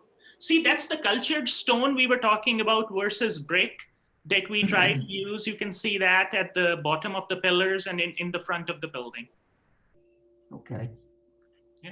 And then if you scroll out of this picture, there was one other right next to it which showed our courtyard with the walkways as well, I believe. There you go. You can see that now. Yep. So it's going to be the same as this then? Very similar, yes. Yeah. Okay. It'll be a little bigger than this one, but probably very similar. Yeah. Okay. Thank you. That's all I have. Is there anybody else from the board? Because I still have to have the public. Yeah, I haven't. I'm Steve too. Is that Mary? Yeah, Mark? I'm Steve. Steve can go. And Steve. Well, yeah, Steve needs to. Okay, go ahead, Steve, and then I'll get Mary. Thank you. Waiting. No, I just want to let the applicant know is that there's definitely a need for this product in the marketplace, especially as far as in White Lake. So great kudos for you for being able to research it and then being able to have the conviction based on, sorry about the reason why you started the program, but at least you are addressing it, and your dad are probably very thankful that you did this and probably looking down on you for saying that. So, but the thing that I just wanted to, if we move forward on this, I think one of the things that will really help us as commissioners is to be sure that you're bringing in samples of the products that you're going to have, and also do some renderings of the things that you have, and then possibly some suggestions, because I would still like to see a little more cultured stone or bricks or something, even though a lot of the picture, or I should say, a lot of the facility is not going to be, only the front part is going to be seen. But I think aesthetically, if you do some other things, like when you showed the courtyard that was back there, that was the horseshoe look. I mean, it looks sort of blank, just blah, because there was no accents for stones or anything like that. So if you work with your architect and everything else, you can do some renderings that it's possibly be able to do those to convince us on the aesthetic look. So those are my suggestions. And Steve, I think this is the appropriate time to give them this feedback at preliminary, so that, you know, if the project advances ahead and then they come back for final, they'll be able to make the tweaks that you're asking about. I plan on visiting it. I'm in that area twice a month, so I'm gonna stop in there. And Joe, if you want to go with me, we're pretty good at that. Yeah, Anthony, you're not old enough, but Joe can go with you. Well, I won't put him in there though. I grew up in Bay City. I know exactly where this is. And we'll go together with, I know a couple good places to eat. Hey, I'm gonna get this under control right now so we can keep on going. Mary had some questions. Okay, thank you, Mark. I just, could you pull up the site plan again? Just because I like to see what I'm talking about. You wanna, okay, so here, let's see which one you're looking. So I'm gonna go right here for Just- right now, and then I'll keep yeah. on switching till I get to the site plan. Hold on. So I got this. I have, so that's not what you're looking for the site Well, plan. I'll comment on that, that it needs a lot more trees. It's very hot in the summer. Okay. You know, 90, even 100 sometimes. So I'd like to see some shade trees in that courtyard. Okay, so let me go to, I think I gotta go up. Right here. That's what you're looking for? Here's trees and all Well, that. no, the one that shows the drive coming in and everything. See, that'd be sheet C 3.0. Thank you. C 3.0. I'm kind of in agreement on some kind of a entrance drive that might start with a boulevard and end wide. There you go. Is that what? With all these straight roads, I don't understand why there's no curve in the road coming in that long, just a slight curve. You know, it looks a little, without being a boulevard, it looks a little scary to me if I was with my mother, if she was still here and we're looking at places. I also. Is that what you're looking for, Mary? I'm looking for a slight curve. Maybe in school it's called the curve of beauty. It's a little bit of a little more undulating, not enough to, you know, start hitting trees, but not a straight westward pole or not Nebraska type road. And also, can you tell me a little bit about why, how the perimeter road works and why we have to have a road all around it? Because I really see the road as being really packed up against it. And is there a way, you know, I really, having been a consumer of assisted care and I have a dementia father and all this stuff and full strokes. I've spent a lot of time in these places and my family members always want to go for a walk outside. And the courtyards are nice if they had some trees, but it's nice to do a perimeter walk around the whole place. And even for people that want to visit, we want to be a walkable community. I know it's not for the guests, it's for your visitors who might even bicycle in or walk in to the unit. So I'd like to see walks everywhere, not just at the front door. So that's all I have. I do like that it fits into the site very, nestles right in there. It's a good fit. And I think you'll be good neighbors and good caregivers. That's all I have. So you want some kind of path or something on the outside of that for people to walk is what you're asking for? Yeah, I'm always in the wheelchair and I'm always going out the front door and I want to take a walk around the whole building. That's just me, but sometimes I end up, you know, in the service yard and across the parking lot. But my family members, a lot of places I've been in, like 4 or 5 places with family, and the courtyards are nice and you can go in and garden or something in there, but sometimes we want to go on a walk and we want to go somewhere. Well, it looks like they can do it on the south Nice side. about I'm Independence Village. not telling them to do it, but it looks like they can do it on the south side down here. Mm-hmm. And then right here on the Yeah, west maybe they go on side. the other side of the road. Obviously, it's not on their own, but Yeah. a lot, you know, people have visitors. Well, I'll let New Horizon if you want to. Sure. This is Andy Andre. Let me talk real briefly about that. One of the things is when we're looking at this, we have this perimeter road. It serves kind of a dual function. Is we do have maybe if you could just scroll down to the next one, the enlarged plan. I think that'll be perfect. If you look in the back, right above where it says New Hope White Lake, there's some parking that's back there. That'll be in the employee parking. Okay. Okay, so we use that as a function. Leave the parking in the front for guests. and then also we have our trash receptacle back there. But Yeah. most importantly, the purpose of that is for public safety. So for fire is going to want full circulation. That's one of the things that they want to have, and so we want to do that. And one of the things, again, when we look at this, maybe you could just scroll a couple sheets down, the same enlarged plan, but the grading, because what I want to do is we talked a lot about, hey, this elevation change. I think graphically you're going to see that. Keep going a couple more sheets, if you would, please. I think it's C4.1. Yeah, it helps to see the contour line. Exactly. That's exactly. If we can go to the next one, the enlarged plan. And so this will kind of give you the perspective of what we're dealing with. Oh, up one more, please. That's a detention basin. Yeah, that's if we go to the enlarged plan around the building. Yeah, right there. 4.1 This right one. here? Yes, please. And so we're dealing with some significant grades out there. When we look at so it, you're lower than everybody else around. we are you? lower. We are see the absolutely. numbers. Yeah, we are lower. And so with not That's just pretty- Yeah, I see how tight it is. it's so and so what's happening is every time that we go out and away, we purposely try to keep the drive close to the building for the purposes of minimizing the impact, because you can see the grade change here.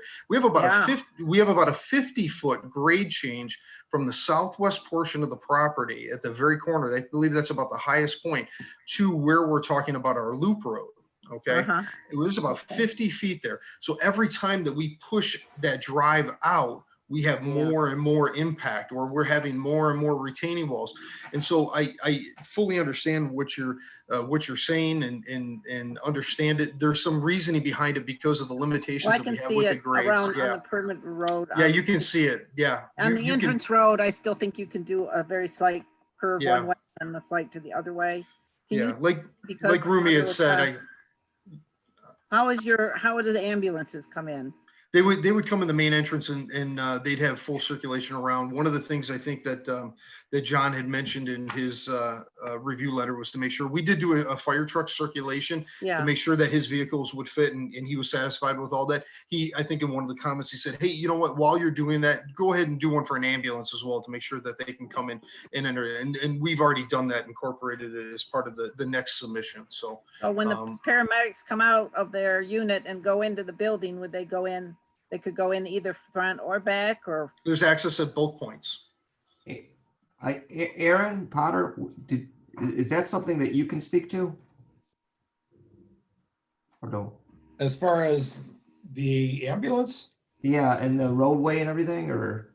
I mean, even in this sheet 3.0, you can see that they've done some contour, some radius.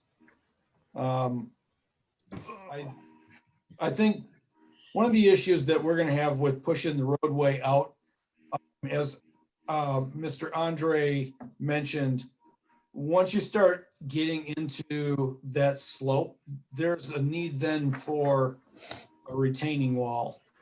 And when you have retaining walls in and around areas where you're going to have water and sewer mains, that just becomes a very difficult situation for us as far as maintenance or repair of those. Yeah. So we would prefer, we looked at another plan for this site in a previous meeting. Well, actually, I don't even think it got to a previous meeting for another development in the site that had retaining walls everywhere. And I hammered their site plan application because that just is so expensive for us to do a water main repair when I've got to take a retaining wall out and then put it back in. So we won't allow those to be built inside of an easement usually. We have to, we ask that they be minimized. Back to sheet, which sheet was that? 3.1 or 4.1. You can see what he's talking about, 50 feet of elevation change. I think these are 2-foot contour lines. Yeah, that's tight. And that is a steep slope. This is in a bowl. Is it going to be mowed, or let it go to meadow or seed it for meadow? I mean, it seems pretty steep to mow. But that's a later question, so I'm done. Okay. Mary, I just wanted to also mention that, Thank you. the more that, that road meanders, more tree clearing may need to be done on the south side. And I know that we were all maybe hopeful that we would leave as many trees as we possibly could, for buffering along, the entire site, but the driveway as well. So I said the more I'm you not weave that asking for around, big the more curves. I'm tree. just asking for slight. That's all. Okay. I think if you, Okay. Mary, if you walk that site, you just walk back there, you're gonna see a ton of natural trees, which really gives I mean, it has a natural setting in itself, especially if you look to the left. There's a, I believe, Sean, there's a paved road going back there from the start, but there's tons of natural trees they can leave. It's going to be beautiful. Yeah, what's funny on the aerial is it shows Schroeder Drive as if it exists, but really it's just a stub. It's a curb cut and a 2-track that goes back maybe a couple hundred feet. So, I know Mark was sharing that screen before, but there's a little bit of a bend at the beginning of what appears to be Schroeder on a map that doesn't exist. And maybe that's what Mary's talking about, some sort of just meander at the beginning and then it flattens back out. So I don't know if Mark, you can show that aerial again. Okay, here, I got it right here. Well, this is the arrow. This is what it looked like. That's the opposite end. Okay, wait, am I in the right place? No, hold on. Okay, let me go back.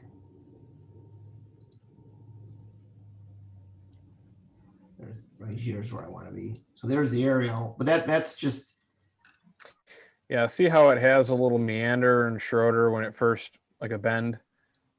That's what you're just talking about, something, Mary? Like Yeah, that, just something very minor. Okay. Break your view. I mean, that looks nice right there to me. But, that's premature right now, so. And then it's very naturally landscaped back there, which gives them a lot to work with. I was trying to show, I mean, you got a lot of trees. That's what that looks like. Yeah. Just a ton of mature trees back there that they can save. Yeah. Okay, is there anything more from the board?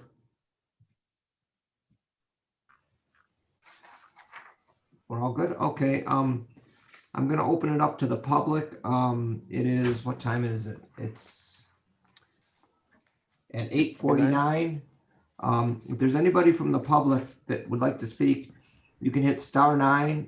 Your hand will be raised, and we'll call on you as we see your hands raised. Mr. Fine, we have a couple hand raised. I'll start out with last 4 digits of the phone number is 4966. As I unmute, sorry. I want to say one thing. When they do get up and speak, we'd like to get their full name and what their address is. Okay. 4966. Your audio is open. Hi, this is Susan Tyne, and I'm the president of Settlers Point Association. And I just we need your address. Oh, 8030 High Point Trail. Okay, please go ahead. I just wanted to let you all know that 3 of our board members, including myself and Cliff Cyber, went to both sites, Bay City and Saginaw. Those are beautiful, very upscale sites, and these guys know what they're doing. We're very happy with them possibly being our neighbors, so I just wanted to let you know that. The courtyards are beautiful. I don't remember them being that stark looking. I think there's some other things in there that maybe aren't in those pictures, but they do a fabulous job. We were very impressed. We spent time with Rumi and John. They took us around both sites, gave us a complete tour. We met the residents, we met the employees. Everybody was very nice there. The residents were very happy there. I have a long history of going to nursing homes from the field that I was in, plus personal experience with my parents and in-laws. So I can tell you that this is a top-of-the-line operation. That's all. Thank you. Hey, Mark. Yes. Be sure to remind the people about their time. I'm timing on for you. Okay, yeah, so each person has 3 minutes. That's so we can make a decision and get what we need to get done what we need to get done tonight. So let's have the next, and there will be 3 minutes, and Steve will be timing you. Thank you, Steve. Okay, No Mr. problem. Fine. The next caller, last 4 digits are 9036. I am now unmuting your line. Okay, and if we can have your name and your address. Yeah, hi. My name is Cliff Sieber. I live at 8145 Benny Lane, and I'm one of the 4 parcels that abut this property to the north. And I was one of the people that went with Susan, who was just on with you, and Bill Thomas back on January 10th. Rumi and his staff were kind enough to invite us out there. And we were, as Susan indicated, we were very impressed with the layout of the site and the landscaping, and especially the maintenance. I commented to Rumi about how clean the site looked, and he said his staff is very proud of the work they do to keep things looking very sharp and clean. So I think we really are dealing with a very high quality development and developer. One of the concerns I brought up to Rumi was the likelihood of our new 80-year-old neighbors jumping our 4-foot-high fence and walking around in our backyard. And Rumi indicated, or he assured me, that the probability of 80-year-olds jumping our fence was not very high. So, and I believe he's probably right on that point. Except for the Monroe family who lived next door to us to the west, we were probably impacted the most from this new development. However, based on the current master plan for the land use as residential resort, this proposal and the rezoning is by far less intrusive and impactful as any other permitted use in that classification. A senior housing facility such as this will result in far less traffic than a single-family residential development, as they demonstrated by their traffic study. And in addition, the one-story building rather than the multi-story buildings would present a lower building profile and less obvious to the neighbors. So in summary, my wife and I fully support the proposed rezoning and site plan. There are 3 comments I have regarding the site plan. One is the sidewalk that's proposed along Williams Lake Road on their pretty narrow frontage. There are currently no sidewalks in Williams Lake Crossing or Settlers Point or Parkview Heights along Williams Lake Road. And I think adding this real small little sectional walk here won't provide much useful purpose. And I suggest either waiving the sidewalk requirement or maybe contributing to the township sidewalk fund if there is such a thing. My second item relates to 20 more seconds. You have 20 more seconds. Okay, I'll go quickly. My second item relates to tree removal at the southwest corner of the site. If you look at page 94 of your packets, it shows their grading plan, and a little less than an acre of trees are being removed in that area in order to avoid the installation of a retaining wall. And I haven't worked out the numbers, but the cost of tree clearing, a little less than an acre, removing and disposing of the excess earth material, spreading 3 inches of topsoil, installing grass seed and an erosion control blanket can't be much less expensive. Okay, so I'm sorry. Well, I'm almost done here. Okay, and, wait. I just want to wait.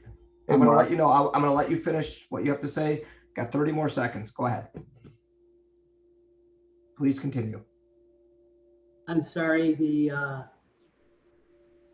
caller. We have momentarily lost.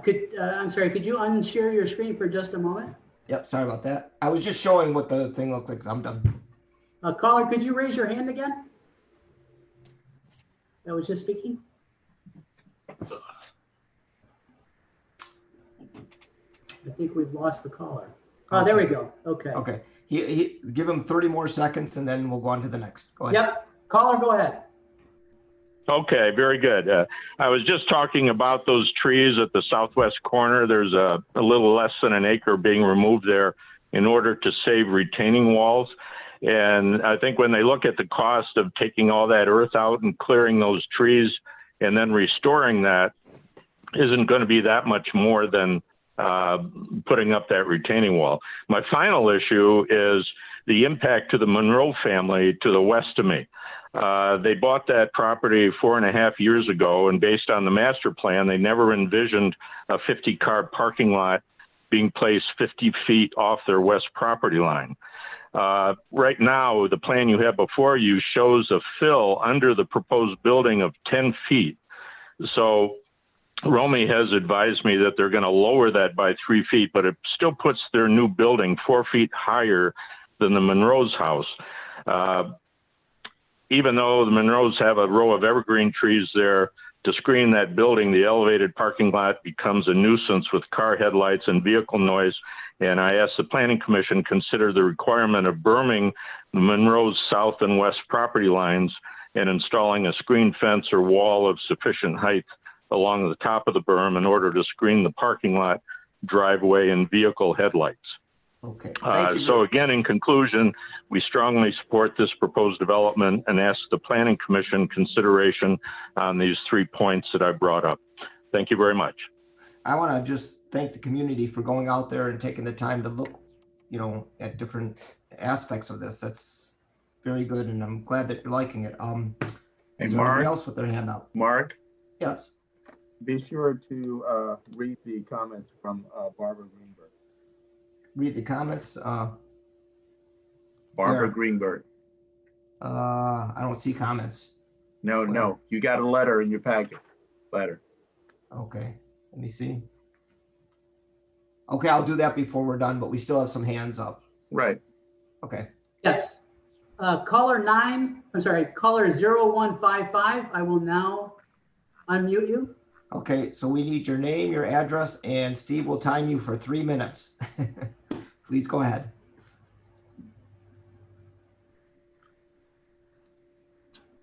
Caller with the last 4 digits of 0155, please continue. This is Barbara Greenberg. Hi, Barbara. And can you give us your address? 8100 High Point Trail. Thank you. And I wanted to say that I've met with Rumi, and I absolutely agree that this is a fabulous project that's going in. I've sent him pictures of the wildlife in the middle of the winter. I sent him a picture of 12 turkeys that were in my backyard, and I've sent him pictures of deer and whatever, saying that your residents will have some wonderful things to look at.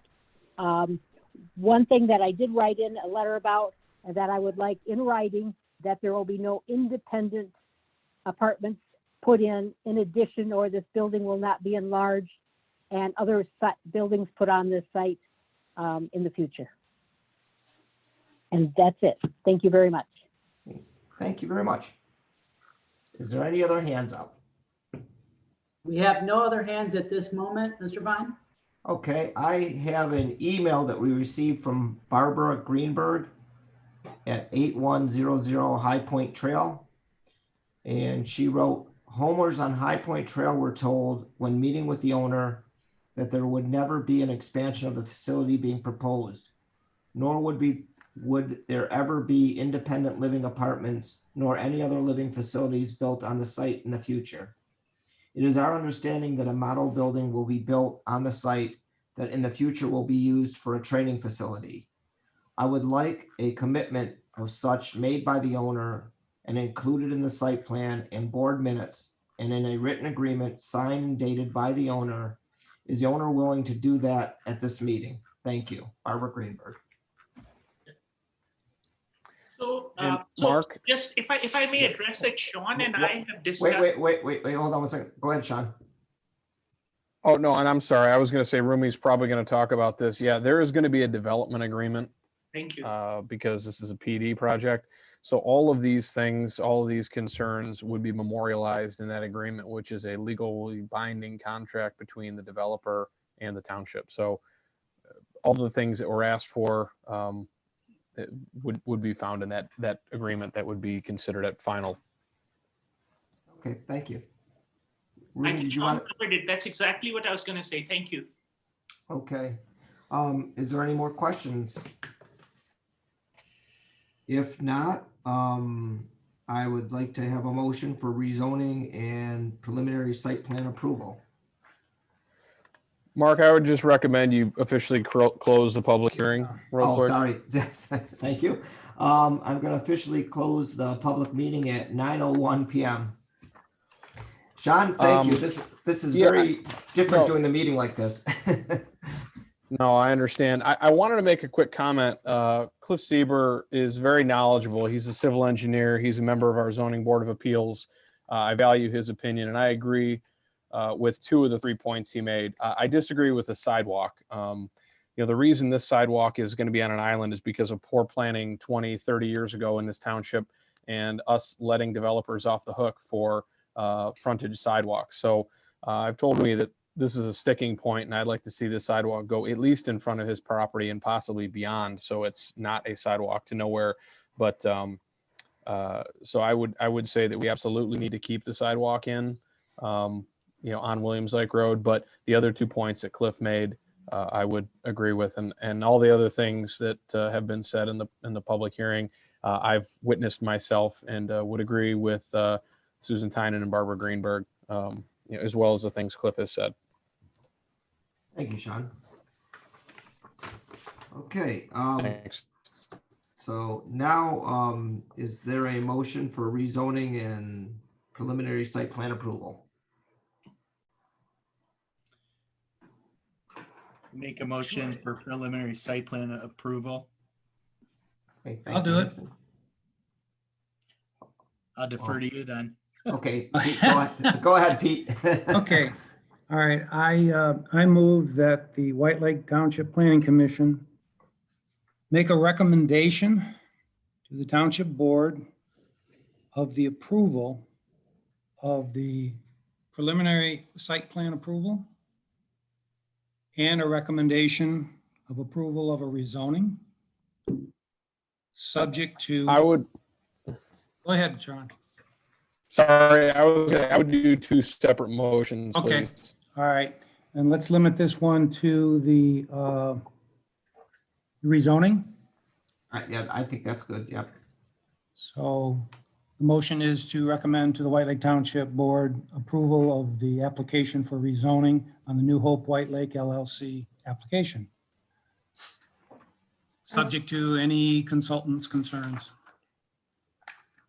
I'll support. Okay, let's have a roll call. Pete Maher, Yes. Mary Carlock, Yes. Steve Anderson, Yes. Mark Fine, Yes. Joe Seward, Yes. Debbie DeHart, Yes. Anthony Noble, Yes. Rhonda Grubb, yes.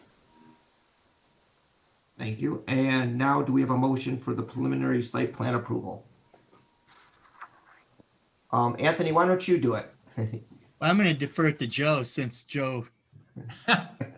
Joe's good at this. Okay, Joe. I move that the planning commission recommend to the township board the approval of the preliminary site plan subject to the comments of the consultants, but also the comments about the berming for the parking lot. And keep Sean's sidewalk in there too. Thank you. And can we have a roll call? You gotta have support. Oh, nice. We have support. And let's do a roll call. Peter Maher, Yes. Mary Carlock, Yes. Steve Anderson, Yes. Mark Fine, Yes. Joe Seward, Yes. Debbie DeHart, Yes. Anthony Noble, Yes. Rhonda Grubb, yes. Thank you, everybody. This is going to look very nice. For everybody at New Hope, you did a really good job. Thank you. Okay, so now under new business, we have, well, is that old business now, the Aspen Metals, Sean? Sorry. Okay. I'm unmuted. That is, I mean, it's on as a new business item. But but it's an existing project. So their request is a new business item.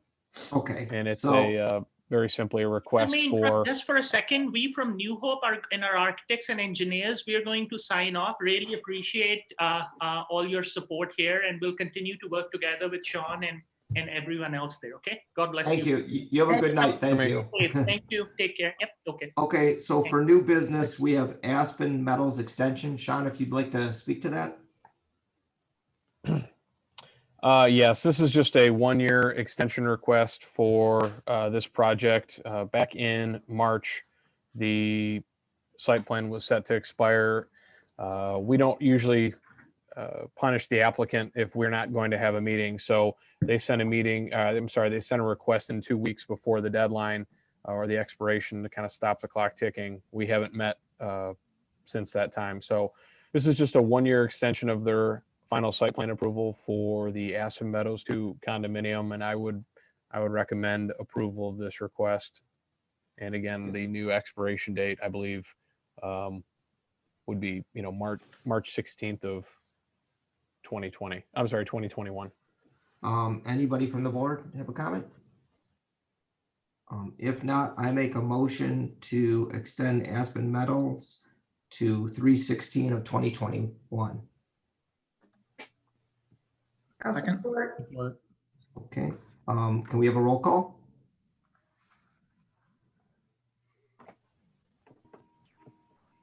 Rhonda?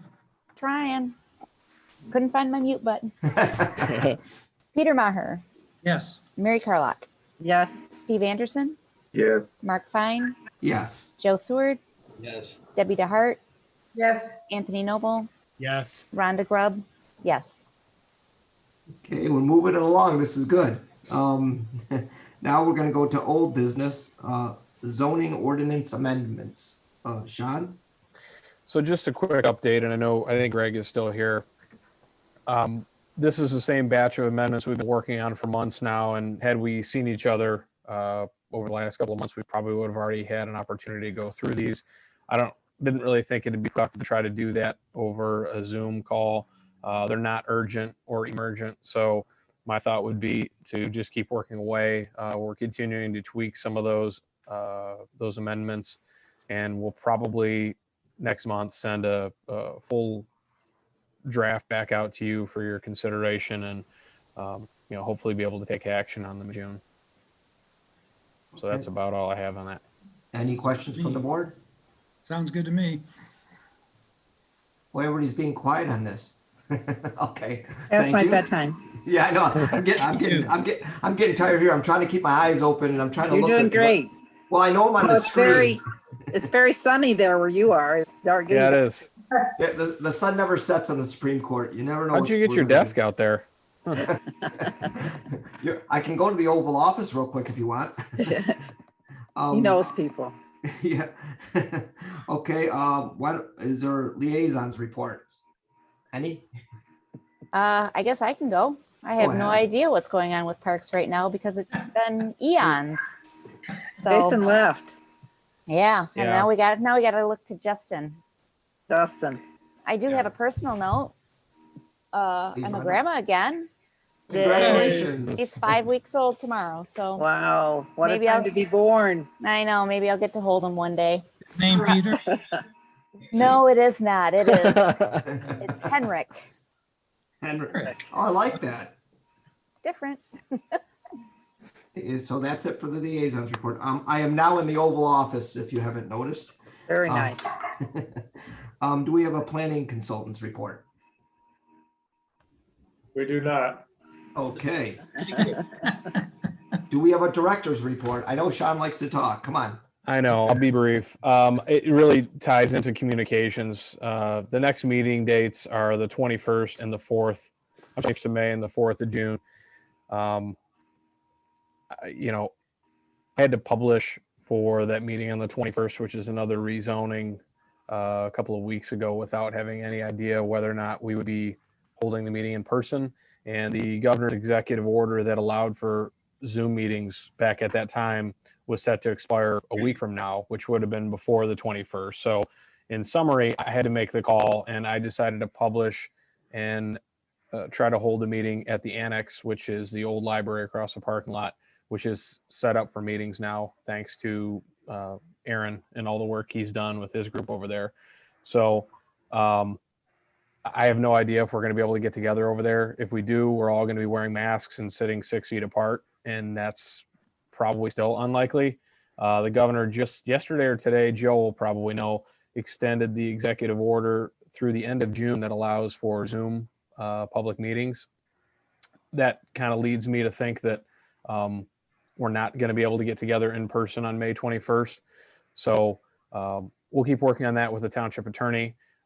If we have a June 4th meeting, we may be doing a Zoom meeting at that point too. It's very hard to predict, and it's frustrating because you think you are at a point where you can say, we can't possibly go another month and not be able to get together, but that's just been how the whole thing's went. So we're trying to do the best we can with the information we have. So I appreciate all your patience, and hopefully we'll know more next week on what's going on for these meetings. So other than that, I'll rest.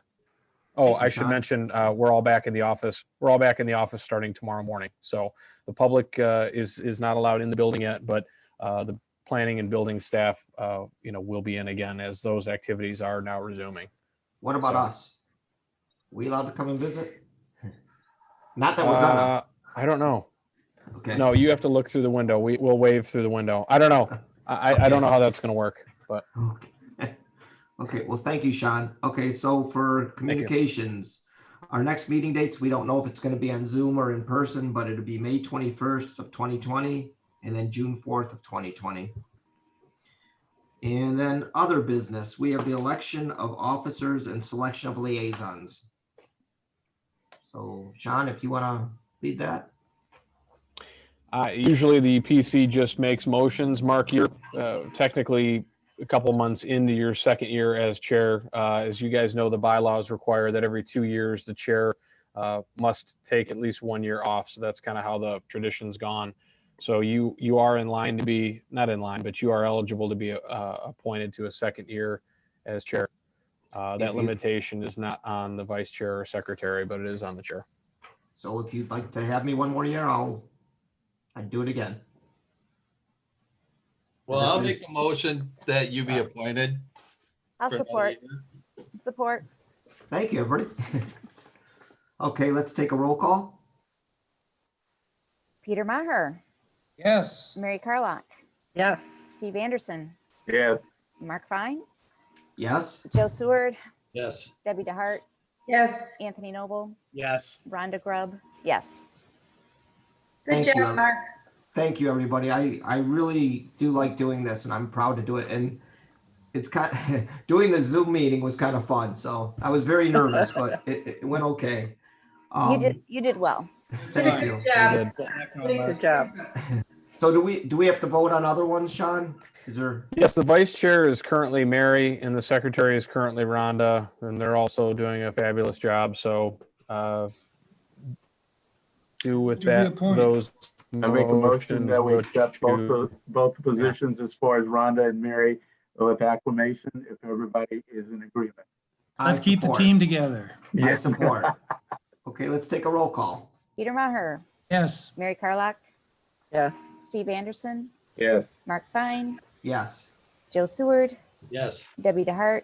Yes. Anthony Noble. Yes. Rhonda Grubb. Yes. I like our team. Steve, I know your time's coming up again. Yeah.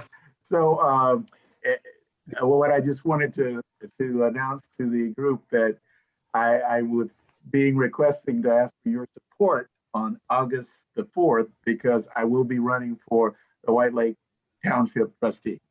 So I would greatly appreciate your support and all the people that you know to tell them to vote for me, because I'm a great person. I think you are. There's one other person that I'd like to have speak up, Anthony. Yeah, if you can, I'm sure you've seen my billboard. A good picture too. right by the office. I'm just campaigning hard like Steve is. It's hard to campaign when the governor shuts it down, but put a billboard, been talking to people on the phones, reaching out to neighbors and everything. So like Steve said, could appreciate the support. Yeah, we hopefully, we'll start knocking on doors, June 1st, hopefully. And I think, Joe, your daughter's in the race too, right? No, that's my daughter-in-law. Daughter-in-law, okay. Yeah. Okay. Do you get along with her? Absolutely. This is on the record, right?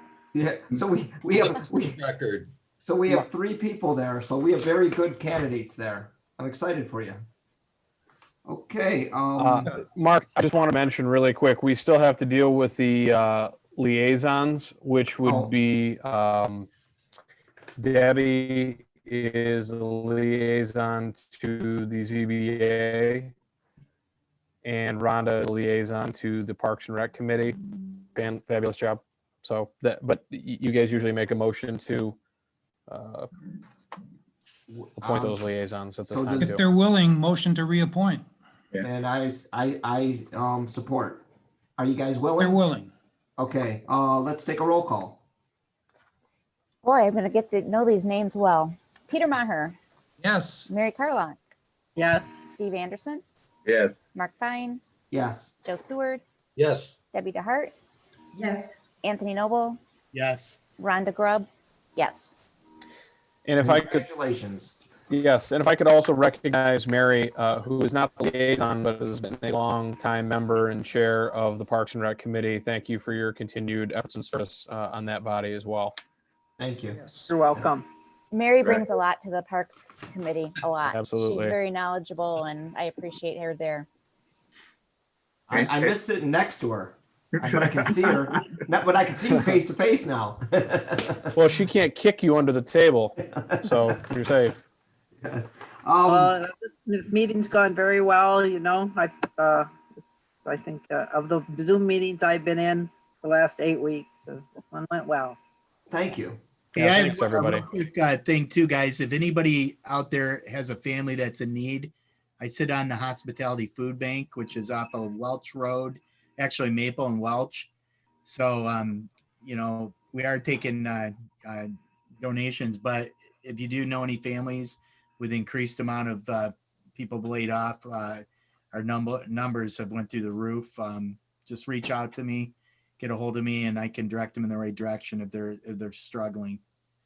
And do you have to be a resident of that area? Nope, to- we go into Farmington Hills, West Bloomfield, go in parts of White Lake. You know, just if you have a family in need, get a hold of me. It's quite an operation. If you have a chance, you want to tour it, it's pretty fabulous. What's the name of it, or? Hospitality House, and it's a food pantry. It started off the lakes area, but just the Hospitality House food pantry. And you're taking donations? Donations. It's on my Facebook. Okay. You can go on the site.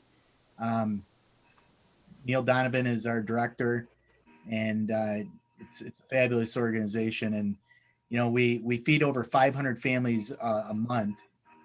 And Wow. I was there the other day, and it's, you know, all walks of life that are in need. So it's really Anthony, do you take bottles too? Food bottle, like empty bottles, or no? No. A lot of the food comes from I think it's called Tip, but like Myers, a lot of the big chains and things like that. Our biggest expenditure is operating costs, which is, you know, the rent. We have 2 or 3 full-time staff members and one part-time person. So that's our biggest challenge. But you know, donations have been coming through, but the numbers have just went through the roof. And hopefully things slowly start to get back together, and that goes back down. But it's been pretty humbling to see the amount of traffic that's come through the community. And you know, I consider us very fortunate. We live in affluent communities, the Lakes area, and it's pretty humbling to see it. Well, I can say this just if it makes people feel a little better. I've been working through this whole thing because I sell products that sterilize the hospital equipment and pumps the water. So I've been traveling and going to the hospitals and helping, but it did get slow for all of the contractors. But in the last 2 days, she's opened it up.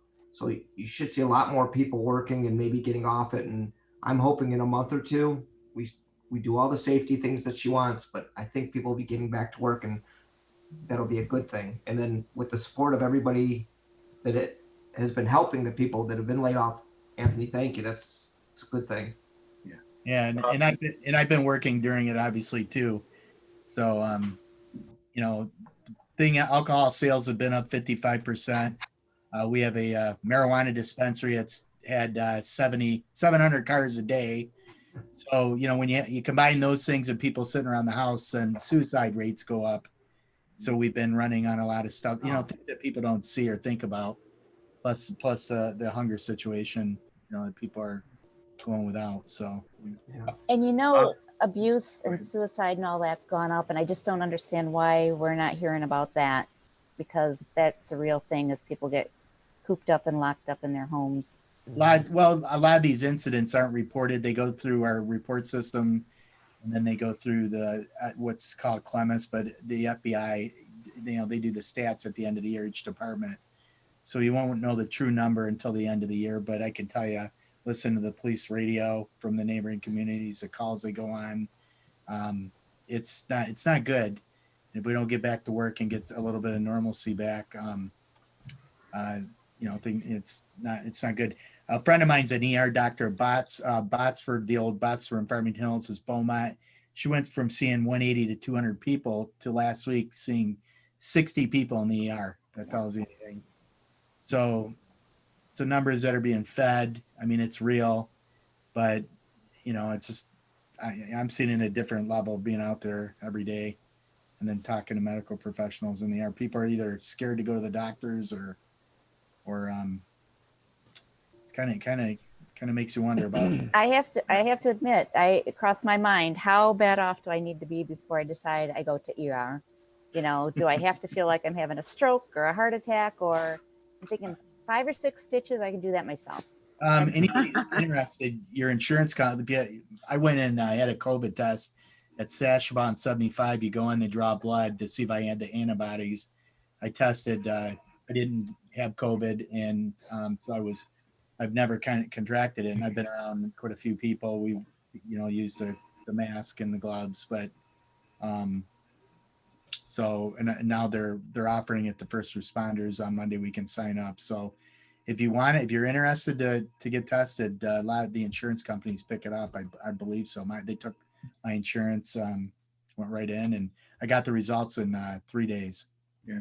Hey, Sean and Aaron, I have Sean, if you, is it anything that was addressed in the board meetings that we should be aware of? I mean, since Scott's not here. And then Aaron, can you talk about the idea of the moratorium as far as on watering and the impact that it has on the pump station? Yeah, Sean, do you want to go first here? Yeah, mine will be quick. The township board, the only item that they took action on that would relate to you guys was the $20,000 contribution to Colony Heights from the Trailside project. If you guys remember, they contributed the paving SAD to the Colony Heights project just to the west of them. They took action on a resolution that officially put that money into that SAD program, and they did that last month. So that's off into the races, and I think that paving project is going to go this summer. So that's all they've done recently that would pertain to you guys. Okay, thanks. So, we're currently on a irrigation restriction. We have a project for the township to rebuild the Hillview well house that served the southern district, which is our pressure districts 1 and 2. And because of the COVID lockdown, contractors were shut down for a while. One of our electricians was exposed, so his crew was quarantined. That's put us a little bit behind the 8 ball. Getting materials for that project has slowed down, but we were able to get some personal protective equipment to supply to our contractors on that site, and as a township, municipal drinking water facility, we consider this a critical project. We were able to, through the help of our contractors, stay pretty well on track. We're having a little issue right now with DTE supplying power to the station. Other than that, I think we're about 2 to 3 weeks behind our original substantial completion date. So all in all, not bad. When do you anticipate that that's going to be lifted? Well, like I say, our original date was, I think, May 5th. And I think we're 2 to 3 weeks behind that schedule, pending we can get DTE to come in there. We're changing the service voltage over from a weird 230 3-phase that they had in there before to a 480 3-phase. We were told by the DTE planners that the existing pole was fine in its location. They came and did all the work to get it ready. And then the planner came back after the fact and said, nope, now they misinterpreted some codes and now it has to be moved. So I've asked the township supervisor to see if he can assist us in getting that work proceeding. Other than that, I think, we're hoping by June at the latest, I would say, but no promises. In this day and age, I think, we've kind of figured out that I don't think any of us really know what's going to happen. Right. So we're hoping that by June at the latest, we can lift that restriction. Okay.